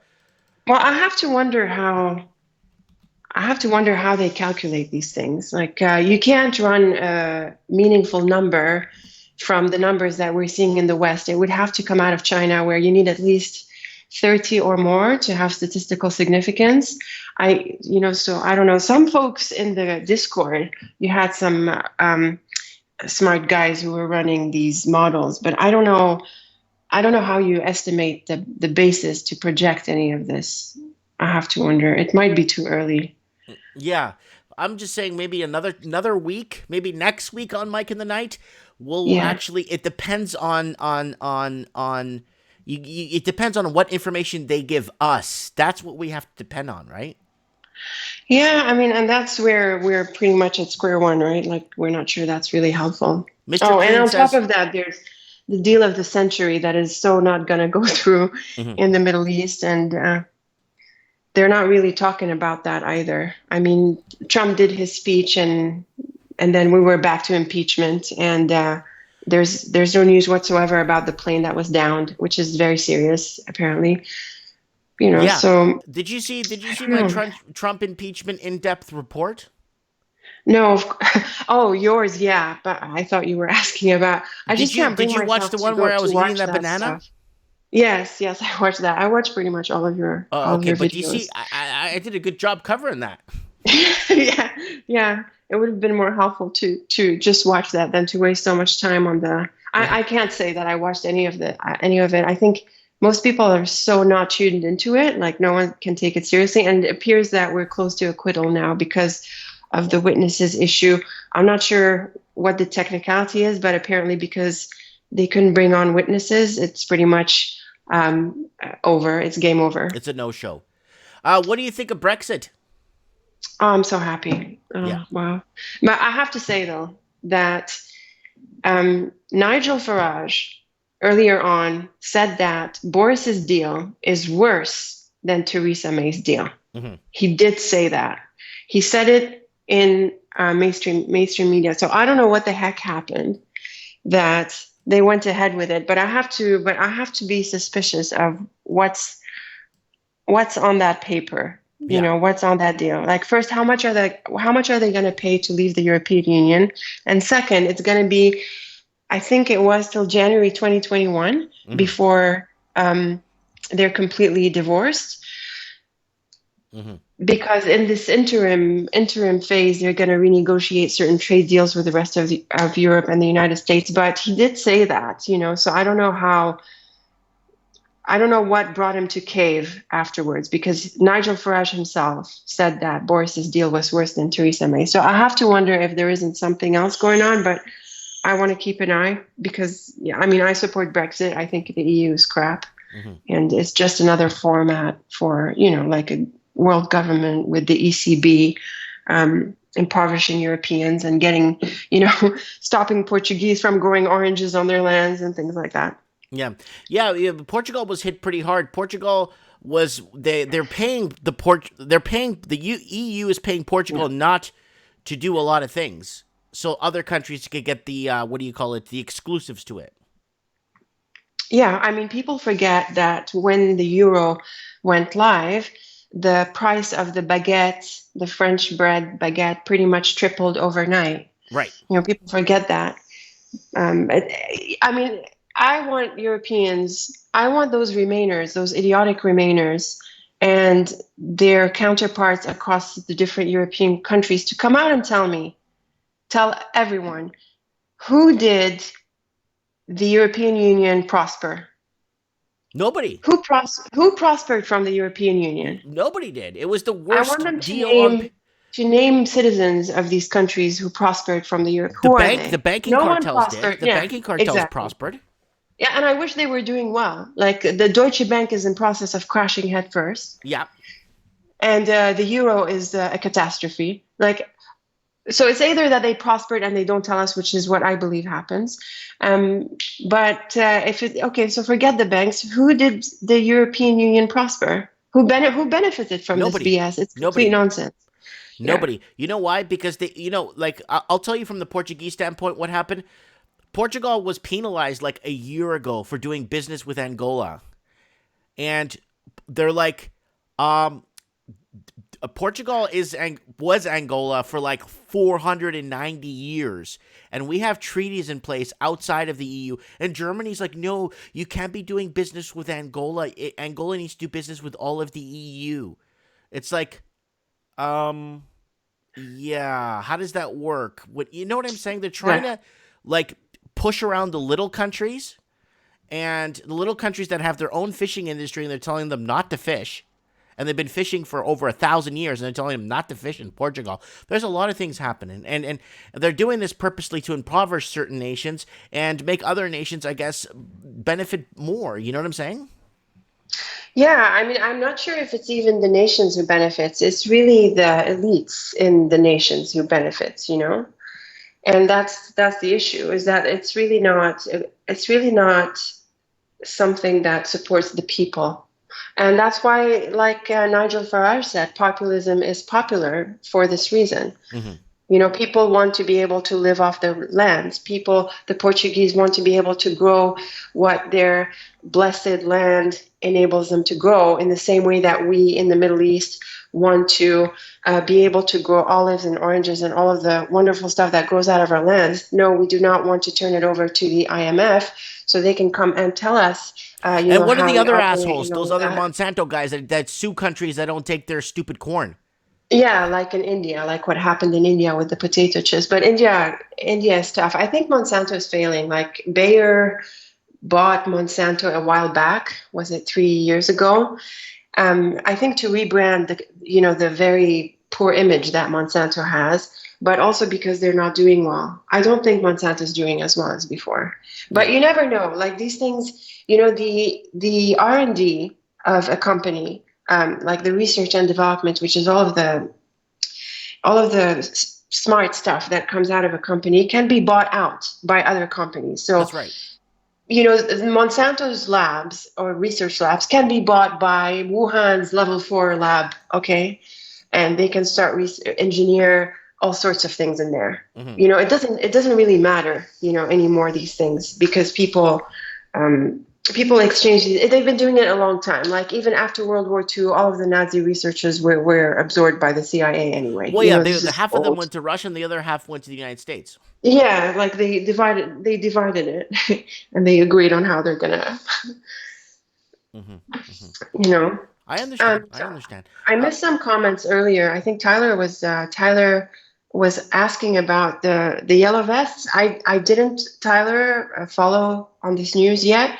But yeah, here's another thing that's been completely ignored. And you have this idiotic president who doesn't deserve a letter from that title, who's going around the Middle East telling Lebanon how it should behave, while its own people, France's own people have been in the streets for almost a year now, and now it's not just the yellow vest. 64 and the thing is coming week.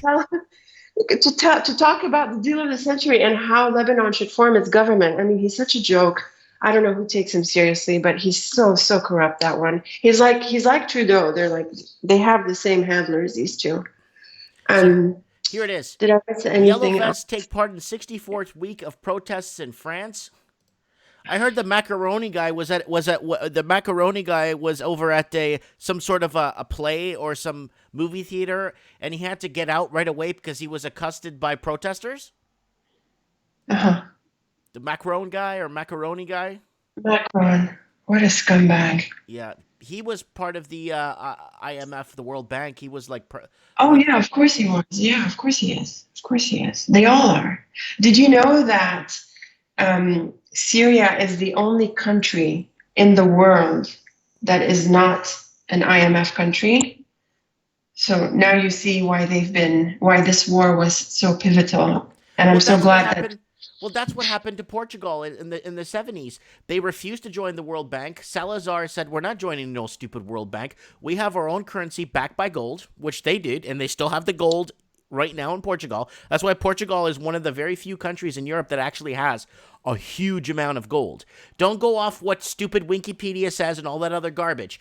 Go off with what countries really have in their underground, in their vaults. It's true, Mike, but Portugal is in the IMF via the European Union. No, I understand. But no, let me explain. But then they sanctioned Portugal to death in the 1970s and basically destabilized Africa, or Portuguese Africa, and they ruined it for us, because I was supposed to live in Mozambique, right? Because I have family that lives there today. I was supposed to live there. We own, like, my dad's sister, whatever, they own hotels there, right?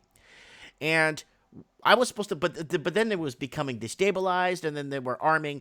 A lot of people don't know that Cuba with Castro was at war in Africa, in Angola, in Portuguese Africa. A lot of people don't know. That's how big that war was. There was 11 countries in that war. Yeah.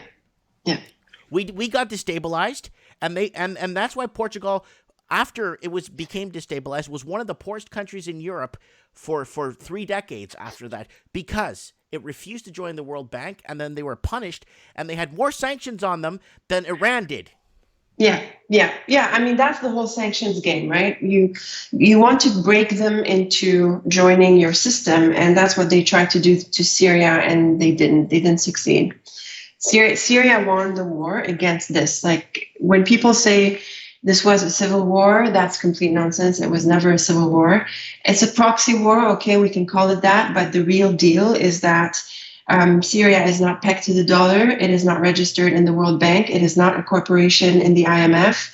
It is an entirely independent country that lives entirely off its own resources. And so that's why there's a lot of strain, but we don't have debt. We're not dependent on this banking cartel system. Mm-hmm. Someone in the comments said that I'm Lebanese and Christian. I am neither Lebanese nor Christian. I'm not Muslim either, for the record. Just correcting. Okay. Yeah, so that's that. These are the big things that I think are being covered up, Mike, by this situation with the coronavirus. So guys, here's a picture of Luanda, the capital of Portuguese Africa here, the capital of Luanda, the capital of Angola. This is what it looks like. So when people think Africa, no, this is it. Look at the skyline. Everyone says they actually get it confused with Rio de Janeiro when they see it. Yeah. Because the Portuguese built the same style cities, eh? Yeah. I mean, people underestimate how much development there's taken place in different cities of the world. Mm-hmm. But I just wanted to kind of show that to people. When I say, yeah, I should be living you're in right. Angola today, they're like, Angola? For what? Well, there's a lot of prosperity in a lot of countries if you actually did some research. You know what I'm saying? You see that. Yeah, that's a Portuguese building right there. You know where else I've seen Portuguese buildings? In Malaysia. There's in some parts of Malaysia there's a Portuguese there was a Portuguese presence, and there's a few buildings like that that have that character. Yeah, It's really nice. They were all over the world, and the reason why the Portuguese were denounced in the late 1700s, early 1800s is because they refused to sell opium via their trade routes, and they were branded as traitors for not selling drugs or white China or China white with the East Indian Trading Company. Right, right. Yeah, I mean these companies, man. I want to understand them better, but they are serious business. Like the Hudson Bay Company in Canada and what it did, and then the East India Company, and there's a few others around the world. They're a big deal. These I think Supreme might understand these things a bit better. Be nice too. Ryan, you're asking my background. I'm Syrian. I come from a religious sect that is very tiny, and that is not known pretty much anywhere in the world. So, I mean, I can tell you about it, but no, I'm not Jewish. I'm joking. I'm not Jewish. I'm just joking. When you said this, it's an unknown religion. I'm joking. Oh yeah, that's unknown. Yeah, it's a tiny sect that probably no one has heard about. We're just in some parts of Lebanon and Syria, in the mountain between the two, and that's where I'm from. I never lived in Syria, Ryan. I was born and raised in the Gulf region, the Arabian Gulf region, and I've been in Canada for about 6.5 years now. Good. That's good. Sanjay, no, I'm not a Libra. That's funny. She's a Pisces. I am Pisces. Yeah. I know that because I'm a Pisces too. I could tell another Pisces. Are you? Oh, that is brilliant. Yeah. That makes perfect sense. Yep. So are you secret astrologer, Mike? Is that no, I can't even one read of it. your I'm secret gonna do things? astrology. Yeah. All right. Fantastic. Layla. Okay. Yeah, well, we'll have you on again. Give us an update on what's happening. When we have you on, if you don't mind giving us a plug on the Middle East on what's happening. And then we'll go on to what we're talking about. That's kind of good to give us an update because we don't know, right? So so you could tell us what's going on. That's good. All right? Layla? Hello? Yeah, I think I lost you a second there. Yeah. Okay. Keep us much. updated on the Middle East, and we'll talk soon, okay? For sure. All right. God bless you. All right. Take care. God bless you too. Take care, Mike. All right. Layla. So we know her religion. She believes in a God. Because she said, God bless me. So there's a God. All right, guys. All right, let's get somebody else on tonight. Coronavirus, do or die. What is going on, people?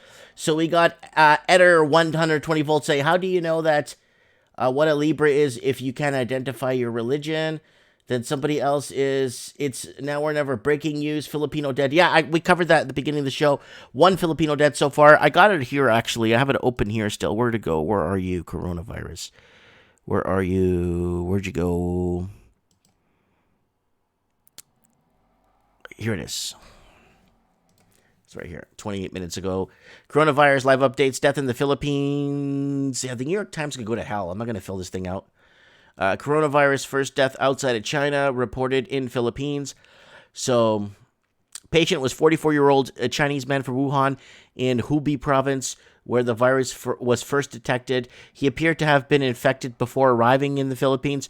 The World Health Organization said more than 300 people have died in the outbreak so far. The vast majority from Hubei, and more than 14,000 people have been in 14,000 people. The U.S., Australia, and an increasing number of other countries have barred the arrival of foreigners from China and are requiring their own citizens to undergo quarantine. Oh, this is people in Manila rushed to buy face masks after the first case of coronavirus was confirmed in the Philippines last week. Man, I wanted to go there on vacation with meet my wife's family for the first time. This sucks, man. This really sucks.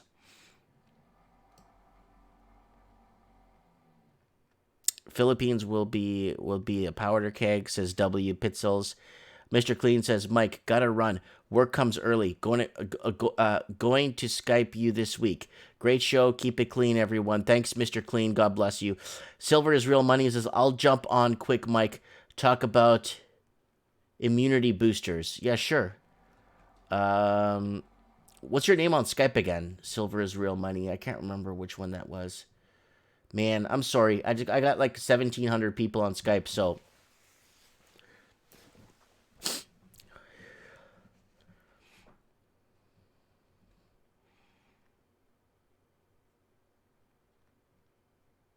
Oh, Ed. Oh, it's Eduardo. Is it Ed? Ed on Skype. I got James Earl Jones here. Ed. Let me see if I can find him here.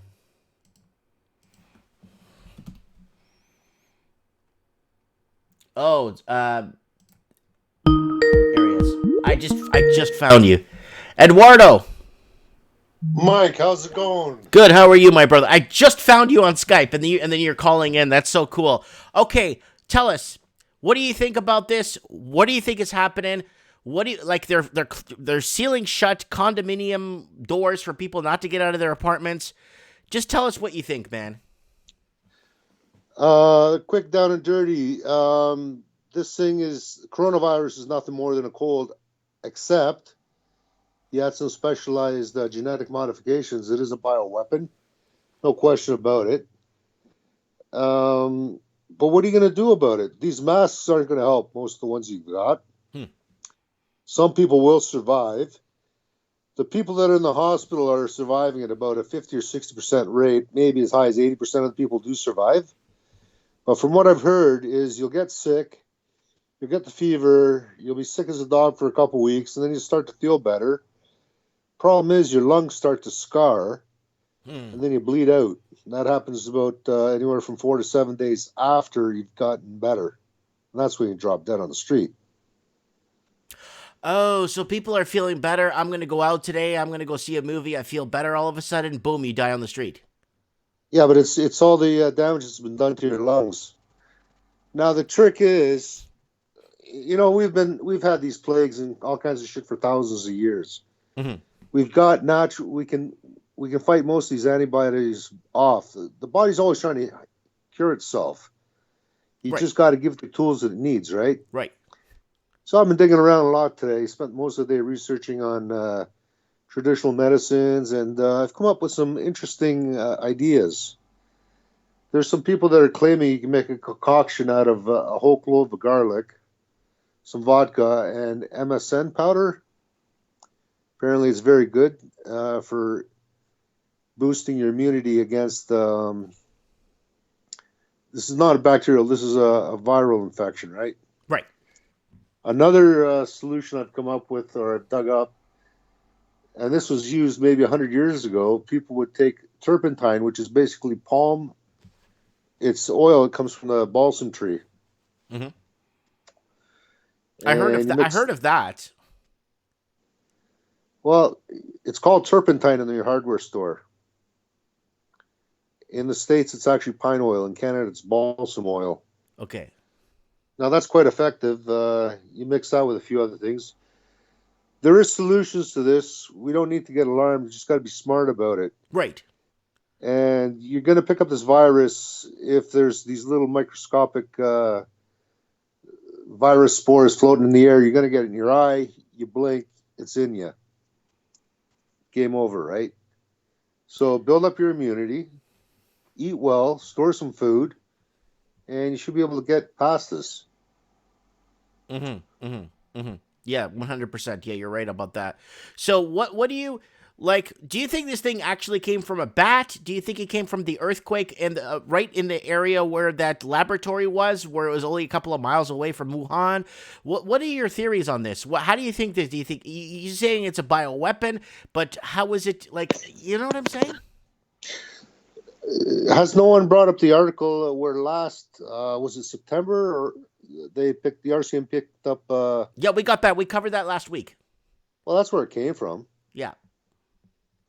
Now, I've also heard other people that have a theory that the Americans, they know they're losing the petrodollar. China's been saber rattling a bit. They haven't been cooperating, and they haven't been listening to what the Americans want. Right. Now, the Americans can never develop these kind of bioweapons in the States because it's illegal. Just like MK Ultra, they did that in Canada. Chances are the Americans were funding this biolab in Winnipeg where this shit was engineered. Mm-hmm. And the Chinese, they kind of got their hands on it. Maybe they modified it a little bit. Who knows? Yeah, because the problem is if it starts mutating, which I think it has, it's just going to make it worse because then it's just going to become more and more resilient to whatever we use to combat it. Well, you know how people said polio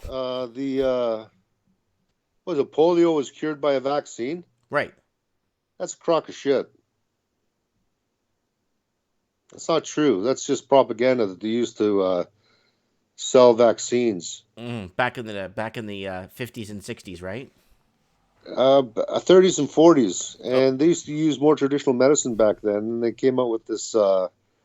They started marketing these vaccines like crazy. Said, "Oh yeah, it's going to cure polio." It wasn't. It was traditional medicine. People getting good food and having good, healthy, strong immune systems. Not eating all that processed garbage we're eating today. Oh, that's all. That's all like cardboard and shredded Japanese newspapers and rotten apple cores. Yeah. Yeah. So it's pretty bad. So what do you? Okay. So now, do you think there's an economic angle to this? You did bring up America and they're not listening. Do you think there's an economic angle to this?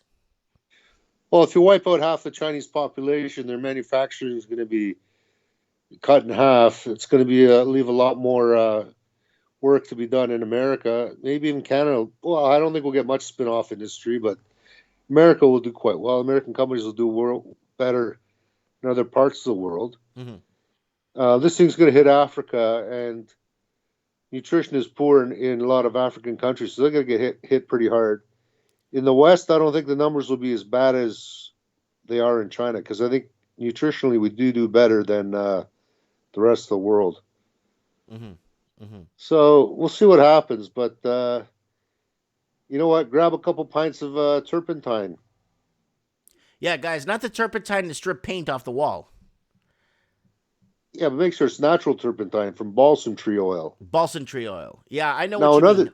I know what you mean. Another big thing people aren't aware of. You ever heard of bee propolis? Yeah. Well, I heard that on talk radio once. Okay, it's very effective. It's been used for 3,000 years. It's antibiotic, antiviral that bees make, and they coat the insides of their hives. Oh, that's right. You know what? What's his name used to take that? Ronald Reagan used to take that. Back in the 80s, I had an older gentleman who's a hunting partner, and this guy's a really good hunter. And a couple days before the hunt, he says, "Look, guys, I can't go. I've had pneumonia for 3 weeks. I'm on all kinds of crazy medication. Sorry to let you down." And I said, "Well, generally, how are you feeling any better?" He says, "Yeah, a little bit better, but this thing's dragging on like crazy." I said, "Okay, screw that." I gave him a little 50 milliliter flask of some homemade bee propolis, because my dad had bees at the time on some acreage. Mm-hmm. So we made it up for him, diluted with moonshine. It was like a heavy, thick syrup. Told him, take 1 tablespoon in the morning, 1 at night. If in 3 days you're not feeling 70% better, stay home. And a couple days later, he calls me and says, "You know what? I'm going hunting. This is amazing." You know, I've been on antibiotics for 3 weeks. Yeah. And he had pneumonia. Yeah, and especially at his age, it's not safe. Yeah, and he was just pleased as punch. I've used it on occasion when I get a really bad chest cold. Mm-hmm. Like I rarely use it, but occasionally it helps a lot. But anyways, the bees take minerals and compounds out of the bark of trees. Right. And then I heard today, I was reading about all these old traditional medicines from the 1900s to 1940s, and turpentine was used to get rid of lice. It's a known antiviral, antibacterial. It gets rid of fungus. Mm-hmm. But you got, like, don't go drinking the whole liter, right? Take a teaspoon with honey or something, right? Mm-hmm. But there's all kinds of these old traditional medicines that will actually boost your immunity. Nothing wrong with eating a little bit of ginger these days. It's also a very good immunity booster. Get yourself healthy, get yourself in the fighting shape, and we will win this one. Here it is, natural turpentine. Here it is, turpentine essentials oil divine. There's lots of them, actually. Turpentine, this one you mix with juice. I'm just looking at images of what it looks like. There's a dangerous one, and then there's the pure turpentine, gum spirits turpentine. There's a lot of companies that make it, so be careful, guys. There's a lot of stuff out there that's not made for, because people mix up the words, right? But one thing I want to bring up, if that's okay, is colloidal silver. Colloidal silver is a good one to digest. Yeah, I know colloidal silver definitely works on half of bacterial infections. Mm-hmm. And if you have a what do you call it, a sinus one, they even have colloidal silver nasal spray. Well, they also put people that have diabetes, and they heal very poorly, very poor wound healing. Yeah. When they get infections, if they put on a colloidal silver bandage and you leave it on for a week, right. If it's one of those bacteria that's affected by, I can't remember if it's gram negative or gram positive, but silver wipes out half, and I do mean half of the bacteria types that are out there. Mm-hmm. And just like oxygen, pure oxygen, people that go in hyperbaric oxygen chambers, that wipes out the other half. Mm-hmm. So if you take colloidal silver and you go in an oxygen chamber, you're basically wiping out all the bacteria in the body. So here it is. Colloidal silver comes in many. It's safe, and it's got a lot of benefits. That's another one. I'm not a doctor, guys. Neither is Eduardo. We're just talking about just experience and what we think is good or what people should look at for, this colloidal silver here is in stock. This is Sovereign colloidal silver. These guys are pretty good. They've got a lot of good reviews. So you read the reviews on the, $20 for a bottle. It's not that bad. You know what I'm saying? Yeah, there's another one I can't remember. It's really, really good. Atrasium 23 or something like that. There's a Dr. Peter Glidden. He pushes that one. It's not his company, but he claims that's the best one out there of all of them. Dr. Peter Glidden. Stevie Stevens is asking, what was the drink with bees the caller called about? Sorry, say again. What was the drink with bees, like the thing you mixed with the moonshine? Remember, what was it again? Bee propolis, spelled Propolis. Better health food stores will carry it. Most bee apiaries, they'll make it, like bee farmers. Here it is. They have throat spray, bee propolis. Here it is, bee propolis. They have it at health food stores. Yeah, I've seen this before. Yeah.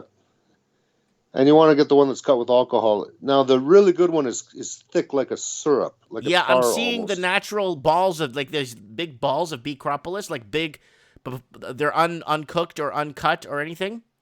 And you could actually buy the bee propolis, like organic bee propolis balls.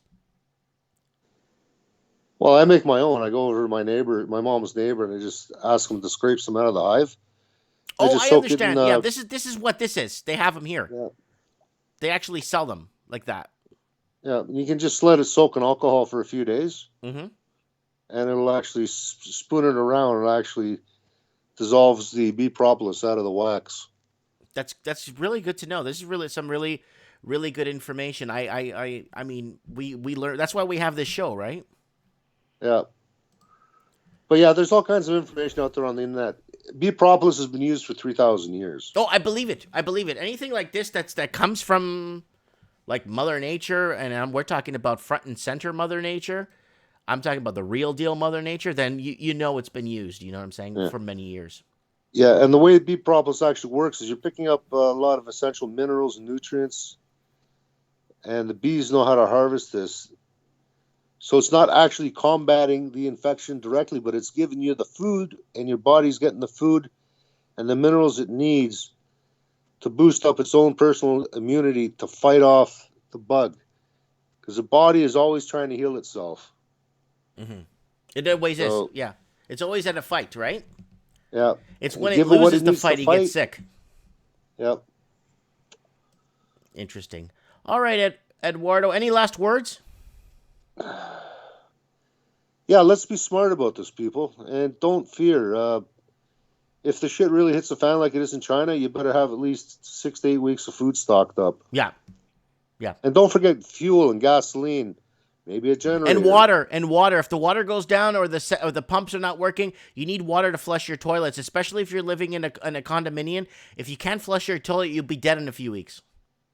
If you're living in a condo, I think you're screwed if this thing gets as bad as it is in China. Yeah. Head to the hills, folks. Have a good night. Thank you, Eduardo. Have a good night. Bye. So that's our man here and giving us a few tips. That's some really good stuff there. Some really good tips. Go to bed, Mike, says Ben North. Yep, go to Costco and raid the dry goods and water. Fat tanks of gas, says Lord Humongous. And canned goods, run to the hills. Fight for your rights. Who remembers that song? Iron Maiden. All right, let's see who else is here. If we get another caller on the show. Let's see if Supreme's still watching. Probably got bored. Oh, here he is. Here he is. He's in there.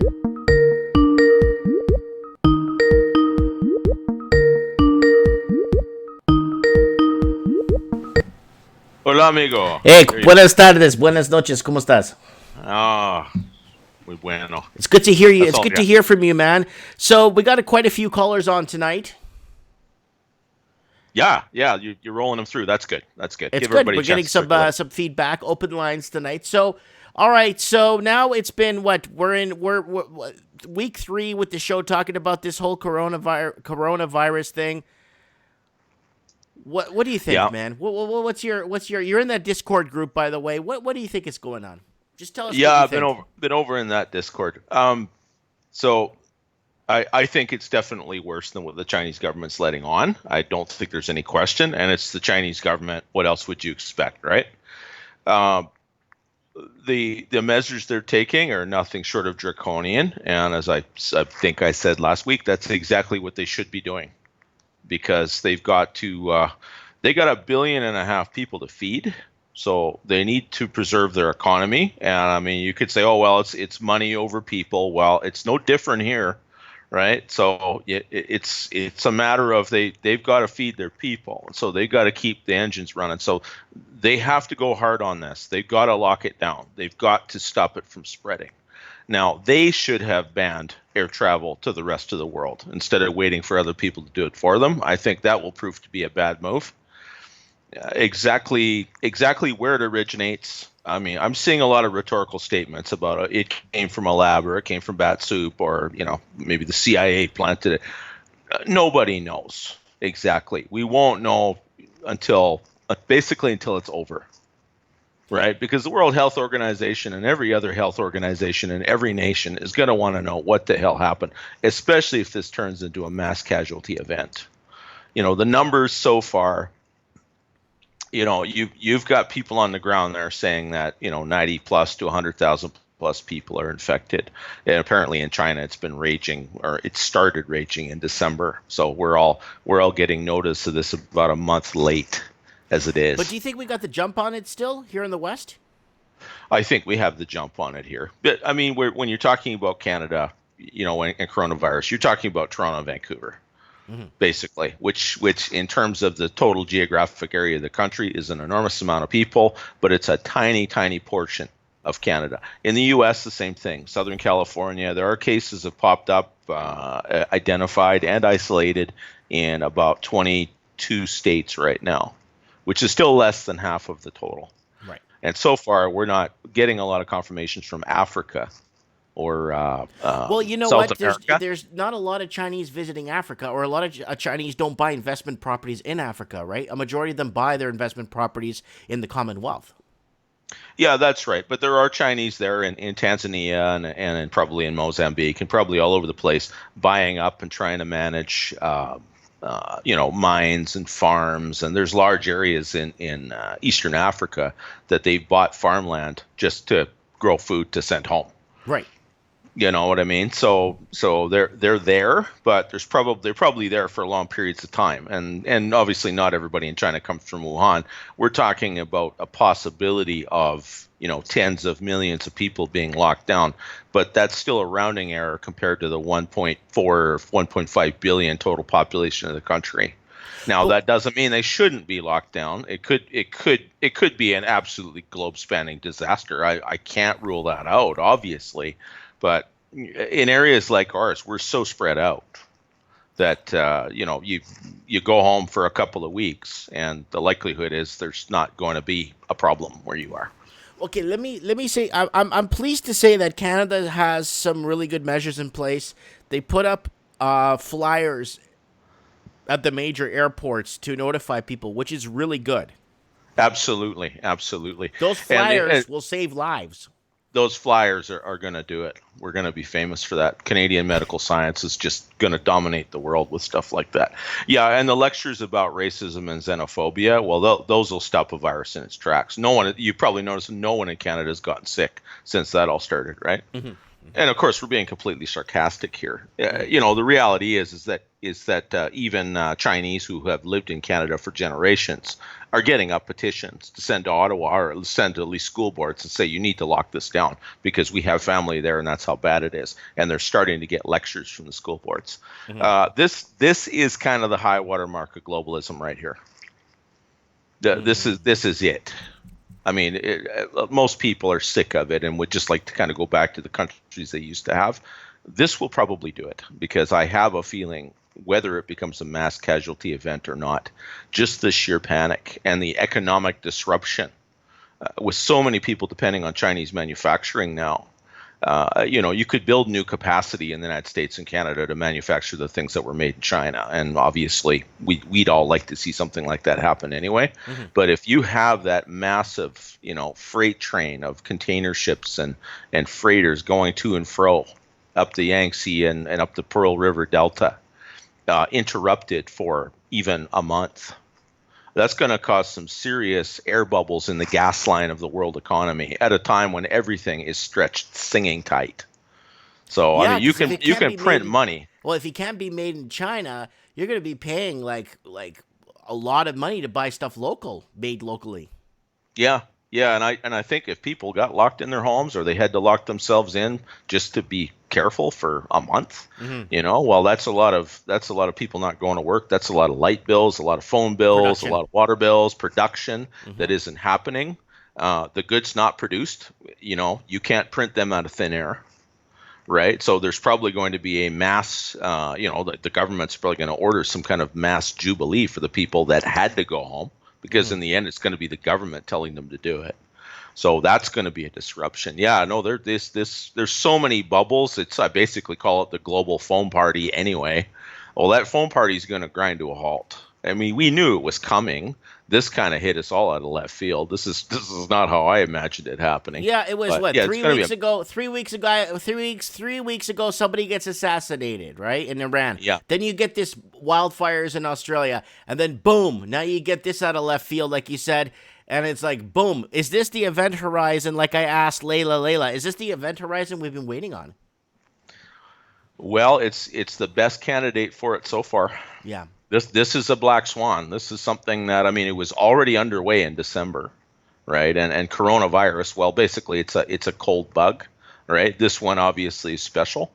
It could be in many cases that these are viruses that existed alongside of regular ones, but I mean they're deadly to us. But in the virus world, they're probably like that shrimpy kid that gets kicked into the locker, right? Mm-hmm. In the hallway at school, but as soon as the antibiotics take out the more dominant ones, then these ones come to the fore because for whatever reason they're immune to it. It's like the old story about the asteroid that took out the dinosaurs, and so the survivors were all these little rodents and stuff, right, or cockroaches or whatever. But the moral of the story is it's either a survivor from mass antibiotic treatment, It could be bioengineered. I've seen mention, and it's on the Discord as well. The paper saying that it's showing the signs of having HIV sequences in it, but those sequences exist in a lot of other viruses too. The problem with these kind of things is I see a lot of rhetorical statements in the comments about it's this, that, or the other thing. The reality is we don't know. We have a lot of facts, but putting those facts together into a big picture, that's just going to take some time. We're probably, what Leaf is saying, he's the potential for this being a disaster is unquestionable. Mm-hmm. There's no question about that. But total survival rates, I mean, we have the ones who died and the ones who recovered, and those are two small numbers compared to the total number of infected. The ones infected, it's going to take unless they die within a few days, it's going to take a couple of weeks to see who recovers and who doesn't. Right. So we're looking at from survival to deaths, we're looking at a what, 50-50? Well, I mean, the numbers as they are, the number that have succumbed to it is actually higher than the number is recovered. But again, the first young guy who survived, he got massive medical intervention, and it was about 2 weeks. So it takes about 2 weeks for this thing to incubate, and then once it does, takes about 2 weeks to resolve what weight's going to be for you. I am betting that most people are going to survive because there were also apparently accounts of one young fellow walking around shedding this virus like dead skin, and he never showed any symptoms, but everybody else in his house got sick. Okay, hold on a second. Let me ask you this.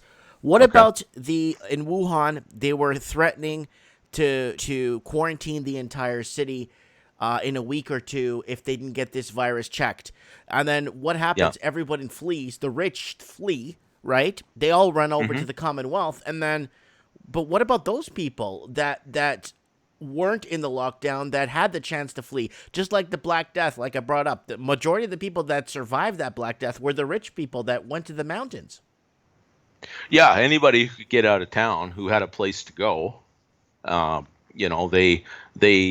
they went. I mean, and that's just common sense. We'd all do the same thing if we could, right? But most of us don't have that luxury. But what about the next best thing is that week that they were threatening to shut the city down and put these megalithic stones in front of the road to stop people from driving in and out of the city? That's a big deal. Now, my question to you is, what about those people that basically got the signal and ran? Like, what about that? Yeah, well, it comes down to, I mean, the thing about Han Chinese is they do stand out, right? They don't look like Portuguese or Vikings, right? So, and they have a point about xenophobia and racism, and it's not that I'm trying to be some woke social justice warrior here, but if you've got people in your town, you have a Chinese restaurant, it's been in your town for 20 years, right? Go eat there. Don't get mad at them. Unless they're scared and stayed home. If they're open for business, you're probably okay. Most of the ingredients are made in North America. It's not a matter of, okay, well, they're shipping over, bat wings from Wuhan, right? Like, they make noodles here too. And in the end, that's your own personal comfort zone and your own personal level. It's just a matter of self-preservation. All of these things, when they talk about xenophobia and racism and all that, no, it's crap. It just means I love my family more than the family next door. I'm concerned about me and mine. I'm concerned about my family and my neighborhood and my hometown and my province and my country. I don't really care what happens in Equatorial Guinea. God bless them. I hope they get things figured out, or in Wuhan for that matter. I hope they get it sorted out. But it doesn't matter to me more than my own. So telling people that they should drop their guard and not protect themselves because they're bad people is it's national suicide, right? It's encouraging people to drop their completely natural guard mechanisms, and in the end that can create trauma too. It's like trying to induce people to eat things that they really have an aversion to. No, well, it's a psychological problem after a while. Let me just throw something out there. Someone said in the comments there, I'm not scared to eat Chinese food. You know what, guys? I dated a Chinese girl a while back. Let me tell you, what we eat at the Chinese restaurants, that ain't Chinese food. No. I've eaten No. real Chinese food before, like a couple of times with a Yeah. girl I dated, and she was from mainland China. I Sure. ate real Chinese food, and it's not even a single thing on that menu that you find at your Chinese buffet. Oh yeah, well I was in Guangdong province, and we landed in Hong Kong. That was in the spring of 2003. That was the height of the SARS scare. Mm-hmm. The plane was half empty going over, right? But it's like, well, we already booked this trip, and we think the odds are manageable, so we're going to go anyway. And I had a good time, and came back, and never got so much as a sniffle. So there you go. Most people didn't in the end. In a country of 1 billion, if you've got even 100,000 infections, yeah, that's a disaster. But you're talking about an area of 27,000. I mean, and I don't think that even the Chinese Communist Party will consider that acceptable losses. It's not like they don't have to be concerned about public sentiment, because there's only so many guns. And if people don't, well, there's a million ways people can not cooperate. I mean, in the end, that's why the Soviet Union collapsed. Total control doesn't mean anything if everyone is undermining you 6 ways from Sunday. So they have to overreact here. They've got to show that they're concerned and they're moving on this. Mm-hmm. You've got drones that are out, and if they see somebody out gathering firewood or putting around, the drone will hail them and, Papa, hey, Auntie, unusual times, go home, have hot drinks and stay off the street. And right, they're trying to show some kind of concern. I mean, it's a creepy surveillance system, but I mean, they're not saying, like Orwell, like Winston 2049 Smith W, identify yourself. They're saying, no, Papa, like, don't be out here now. They're trying to comfort the people, and they're trying to remind them that this is a dangerous situation, and get inside. Don't participate in this. Don't try to stand out. Don't try to break the blockade. We can't help you if you get sick out in a village somewhere where nobody knows you. You're going to be on your own, because the government's resources are going to be stretched to the max. If they're asking the U.S. and the EU for medical supplies and help already, for them to do that, and not worry about saving face, yeah, it's a big deal. It's serious. I'm not in any way trying to downplay it, but it is just as important to prevent panic, because that's going to make people do all kinds of dumb things too. I mean, that's why people try to run through blockades and try to get out of a quarantine zone, because they get claustrophobic, because they think nobody cares. Well, they might go out and spread the disease, and there you go. It's like a wildfire, right? One spark gets blown, the next valley over, and starts a fire in a completely different place. That's what we're dealing with here. So it's just where we are in our little towns, we're probably okay. We'll probably have some kind of warning. I mean, if literally every little town along the Trans-Canada Highway has a coronavirus case, the streets are going to empty out right away. Yeah. And there are going to be a lot of people sitting at home, biting their fingernails, wondering if every little sniffle they have is this thing.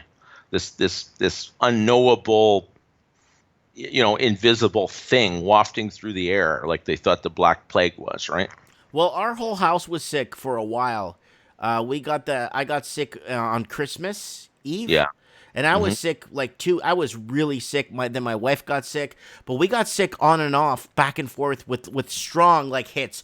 Like, we're talking strong hits, like I can't get out of bed sick, like I'm hurt, but not coughing or any. But we got sick. All of us got sick. My son's school, the whole school was sick. There was nobody at school, so we all got sick in this town. Everybody got sick, and we're talking like chronic diarrhea, just like throwing up and just like not feeling well, Oh yeah, I had one like that end of November. Yeah, I was home from work for a week because I called in. It happened on a Saturday night, I think not long after I got off the phone with you. And by Sunday morning, I felt like I'd been hit by a bus. So I called the administrator, and I said I probably wouldn't be in Monday. And she said, yes, don't be bringing that here, And it just dragged on for 4 or 5 days. It was really tedious. It happens. It's cold and flu season. Like you might have something that hits you like a Mack truck that has nothing to do with coronavirus. So panic, it's easy to say, right? Especially when you're hearing about this might be some kind of Andromeda strain got out of a weapons lab. Well, that's no joke. No doubt about it. And when national governments and the World Health Organization are not panicking and jumping up and down like a proverbial Chinese fire drill, then you might start to panic instead. But they have to at least put on an air of calm so that when they do give instructions, people obey them. Well, it's like, remember what I was saying earlier in the show? It's like when you were watching those Hollywood movies where we're seeing the angle of the government of things, like there's a meteor coming to Earth. And then the scientist that's standing there, we need to warn the people. And then the government says, no, we can't warn the people. You kind of take the side of the government, kinda, in a way, because you're starting to see that angle of the picture that you wouldn't normally see. Yeah. You know what I'm saying? Well, and we live under this constant state of dread. You and I are old enough to remember the Cold War, right? And by the 70s and 80s, you know, when I had gone through the school system, I mean, they weren't sounding the alarm and making you dive under your desk in case of a Soviet atomic attack, right? People were expecting to go up in a cloud of, you know, just a flash like the sun at any second. Like getting under your desk in your school is going to help you. You know, it's better than nothing, of course, but it's not, you know, it's almost like a trauma response after a while. They just keep you constantly negative and black-pilled, as it were, about this is going to get us and that's going to get us and the other thing's going to get us and the freaking Georgia Guidestones and the IMF and, you know what I mean? I'm sure there are people that are weird enough and sick enough to want to make all that happen. I just don't think it's as easy as it's made out. No, it definitely isn't. You know, we're humans and we're resilient to a lot of things, and we fight. We fight to the knife if we have to.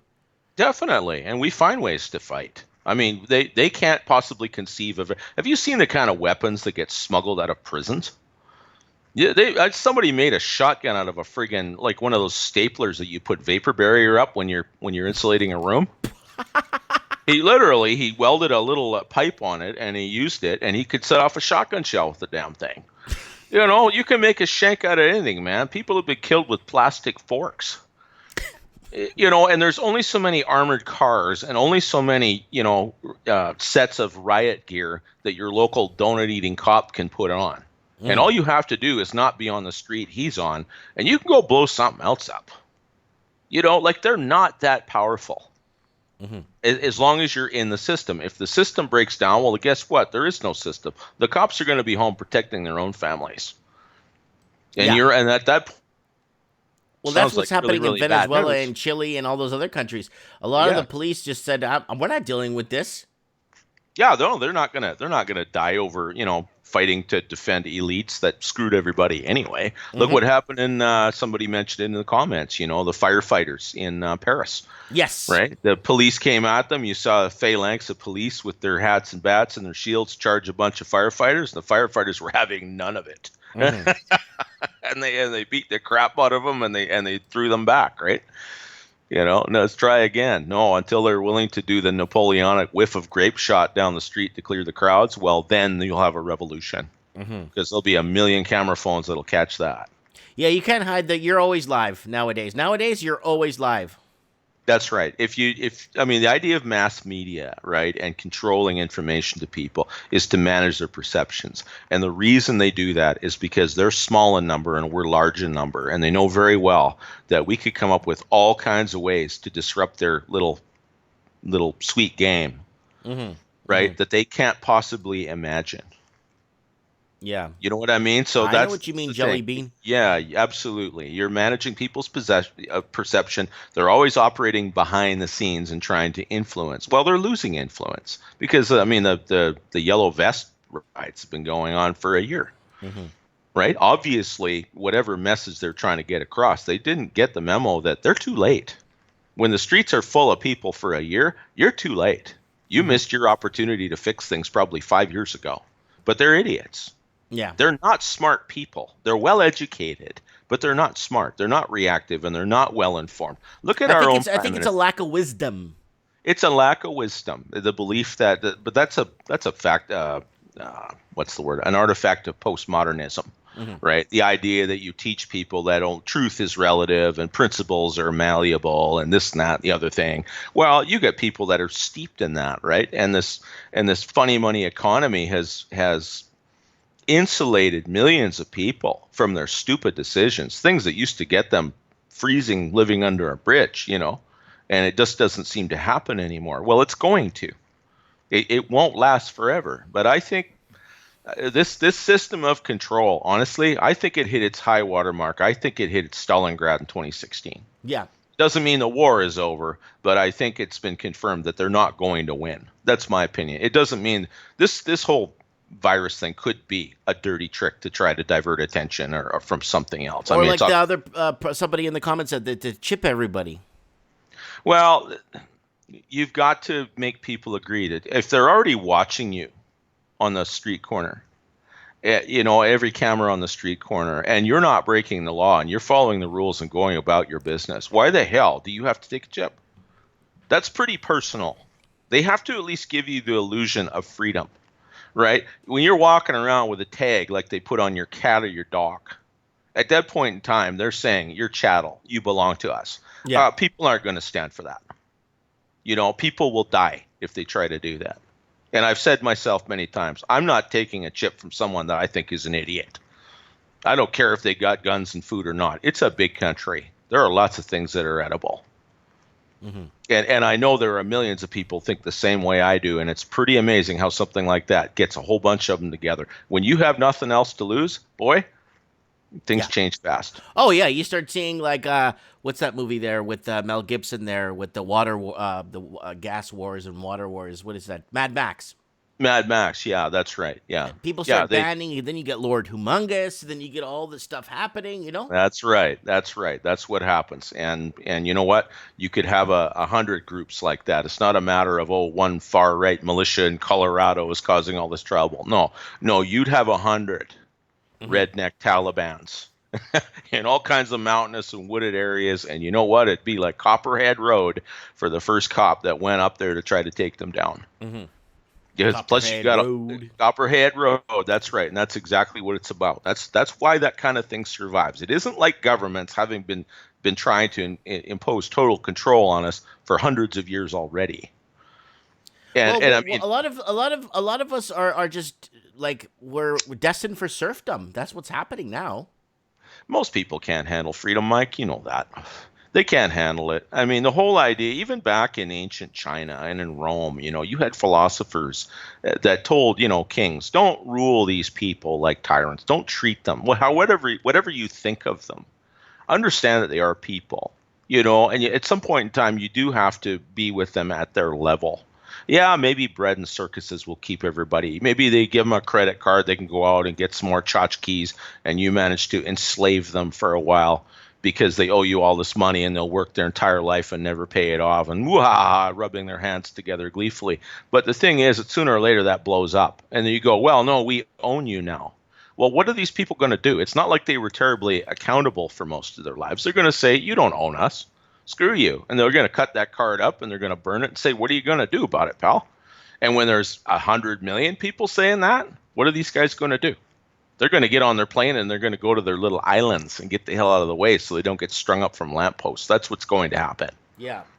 Yeah, no. All this talk about control assumes that we don't realize there are people trying to control us. There are a billion people in this world that know that very well now. And a lot of them, there's a certain segment of them that call in here on a regular basis. They know the deal. We don't have the whole picture. Nobody does.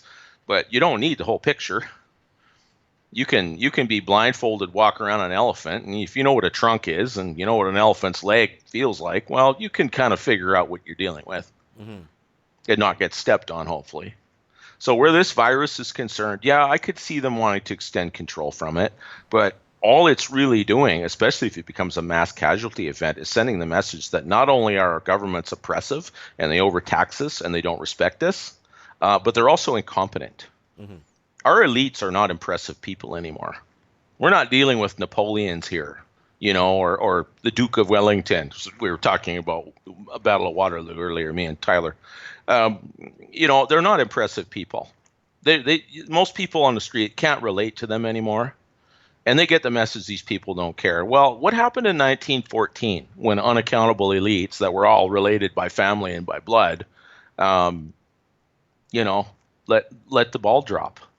Well, half of them were dead before the thing was over. Yeah, and but the thing is, a lot of people don't know that That's the Kaiser of Germany was the nephew of the Queen, and they didn't know that everybody was connected. Archduke Ferdinand and all those people were all related to the Queen.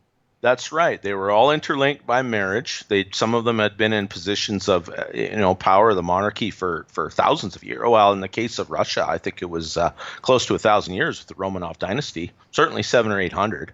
I mean, it had been 10 or 15 generations of Russians had grown up under the Romanovs. The idea that they'd be gone one day never occurred to anybody. The Hohenzollerns in Prussia that became Germany, they'd been there since the time of the Teutonic Knights. The Bourbons, of course, have been overthrown in France. But the French Republic, they had Napoleon. They had an emperor for a while. The Prussians made the mistake of not taking over St. Petersburg area, but they marched through it, and then Peter went in there and built up St. Petersburg pretty much overnight. And when the Prussians came back, man, they were shocked. Oh yeah, and the Swedes as well. The Swedes had a long war with the Russians. They didn't have the manpower. They didn't know the capacity of what the Russians could do overnight. It's kind of like them building this hospital in Wuhan, that hospital in 7 days.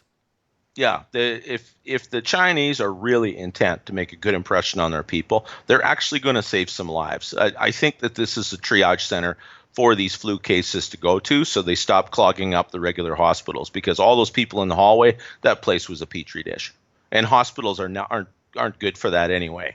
So it's a way of getting them somewhere where they can get some primary care at least and get assessed. And most of them, they're going to say, okay, you got a bit of a cough, go home, come back in a couple of days. And the Army will probably run it. There were 400 or 500 medical techs that were loading up on heavy transports to go to that area, probably to work at those centers. So they'll string lights in them, but they won't be fully equipped hospitals in a week or 10 days. It probably takes a year to build something like that. They're pretty intricate machines, those hospitals. Right. But it's a place for people to go. We'll wait a week. Yeah, that's right. Yeah, and that's the thing. If you had a mass outbreak, already started in December before anybody acted on it, whether it was corruption, incompetence, or they just thought it was the common cold until people started dying on the street, they're doing exactly what they should do. If they have to lock down the entire country for a month to stop this from spreading, they'll do it. They're China. They have to. They can't handle a mass casualty event. The economic damage would topple the government. And dude, 11 million people are in quarantine. That's a lot of economy, dude. Mm-hmm. Well, and it's on the Yangtze River, so everything upstream from there is probably Wuhan and Hubei province. It's right next door to Shanghai and Beijing. All travel in and out of Beijing, like the capital. That's 20 million people. They're not necessarily locked down, like they haven't blocked the roads and put dirt berms along all the secondary roads or anything. But the streets are pretty empty there too right now. Because people are going home because they're not interested in getting sick. Nobody wants to die. We see 1.4 billion people and their population need calls. If you ask the average Chinese person about that, I think they'd disagree with you. I think they'd say, I don't really enjoy the idea of dying en masse because of some government incompetence or some CIA, sabotage or whatever the hell this will turn out to be. You know what I mean? Mm-hmm. You see them crying and screaming and their loved ones and people dropping dead on the street. Well, those people have parents and siblings just like us. Yeah, they're a different culture and they're pretty lackadaisical a lot of things. But good God, have you gone to have you ever seen West Virginia? Mm-hmm. They're famous for living pretty primitive lives too, but they're still very family oriented and they're very traditionally oriented. They look out for each other. They go to church. They do all kinds of stuff, right? That's right. And despite their poverty, they don't live really criminal lives. You can probably still leave your home unlocked in places like that. Mm-hmm. Mm-hmm. So what it's China is a wild place with an old history, but even Chinese New Year. The communists killed 60 million people trying to stamp all of that out. And build a new race, same as the Soviets did, Mm-hmm. Mm-hmm. And it failed, and it's going to fail in China too. They will survive this. We're all going to survive this. You and me. I'm an old white guy. Supposedly, I'm a vulnerable, demographic for this. I'm taking it seriously. I have done some prep. I've certainly told my family to start thinking about it. So we got three right guys. Podcast here is updating us. He's saying first a lockdown cities: Wuhan, 11 million people. Hunagan, 7 million. Jigzhou, 5.7 million. Yeah. Jinang, 2.5 million. And then he goes on to say Xiantao, 2.5 million. Dai, 1.2 million. Yangzhen County, 1 million. Qingjiang, 1 million. Chib B, 500,000. Zhejiang, 500,000. Enish City, 750,000 are in quarantine right now, or in self-quarantine or on lockdown. Hello? So we lost Supreme Cannon. There you are. Hi, don't know what happened there. Okay. Anyways, so I just read out the numbers of all the quarantining there. That's a lot of people that are self-quarantining themselves or on lockdown by the Chinese federal or communist government. So yeah, very interesting numbers there. All right, Supreme, any last words? I want to go to sleep. Yeah, guys, it's you see these numbers and the enormity of it and the things that are coming in, and if you go over that Discord, you'll get more of a complete picture too. Put a link for the Discord, 3 Right Guys. Yeah, keep putting that up, 3 Right Guys. So if anybody's got questions or anything like that, go over there. Okay, it is a Discord server, so if you're sensitive to language, just stick to the parts of the videos and the articles, guys. But don't panic. Okay, like you've got to, you can be scared. The courage is being scared, but doing what you have to do. Right. Okay, so if this is scaring you, make moves. Yeah. Don't panic. Take a deep breath. Okay. If you're not in downtown Toronto and you're not downtown Vancouver, your odds of being exposed to this are pretty minuscule. And a lot of people are going to quarantine themselves long before your government starts doing it. Mm-hmm. So it's maddening that they'd be talking about racism and xenophobia and this and that and the other thing. All those things we're tired of being lectured about while something this serious is going on. But I mean, the political fallout in the Chinese community in Toronto is going to be volcanic. Liberals will never be elected in their district again if this turns into a mass casualty event. Yes, it will. So just remember that we're all in this together. Yes. And that's all I got. God bless you. God bless you too. Talk soon. That is Supreme Cannon. Usually wraps up the show for us every show. And he pretty much watches the entire show and then comes in and weighs in with a couple of points. Really good to have him on. Thank you so much, Supreme. So let's look at here, guys. Don't forget, I'm going to give you my Facebook again if you guys need to message me on here. Just go ahead and shoot me a message on here if you need to. Also, guys, don't forget... go to the channel, subscribe, go to the join, go here and join. Please, guys, join the channel for $2 Canadian a month. That's like $1.20 US a month. It's not much, but it adds up when we get enough people that join. And you get these little cool icons beside your name, like W. Pizzets. Join today. Thank you so much for joining the family. Guys, it's not much, but join the family. There's a lot of members here that have been on this show for a couple of years now. So, guys, don't forget to check out the mugs, Mike of the Night special stuff. Mike of the Night, this hoodie's nice. It's $45, but it's good quality hoodie. Look at the front. Nice. If you guys want to get some Mike of the Night gear, I like this Mike of the Night towel. I'm gonna pick some of this up next week. When I'm at the shop, I'm going to just do some shopping for myself. I could order samples here for myself just to give you, show you guys. I'm going to send some stuff to Lord Humongous there. But there's all kinds of cool stuff here from Mike in the Night. Our pilot show, Mike in the Night, from 2.5 years ago. The Mike in the Night pilot show. There's the thing. There's the back there. I like this. The back is really nice. It's a really nice hoodie. Classic Mike in the Night. Let me know what you guys think in the comments below. Thank you for being a Patreon supporter. If you're on Patreon, thanks for supporting.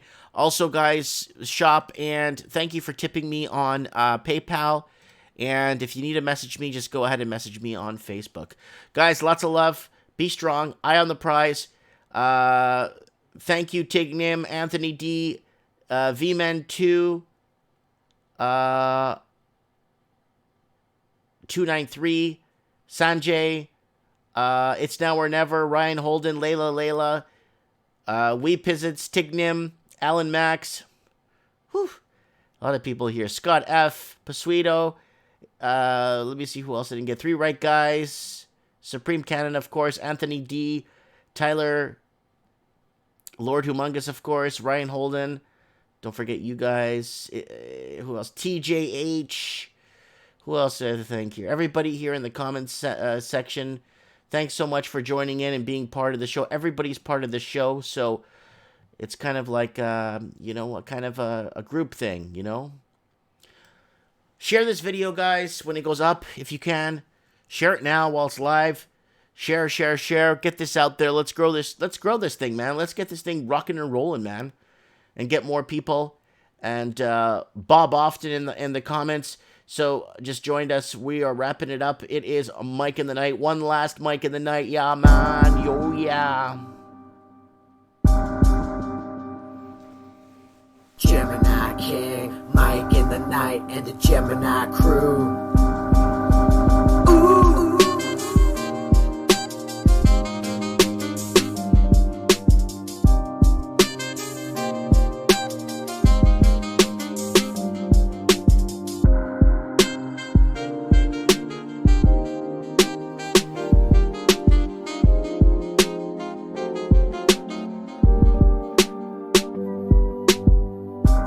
Mike into the night, you're here with Mike in the night. Mike into the night, you're here with Mike in the night.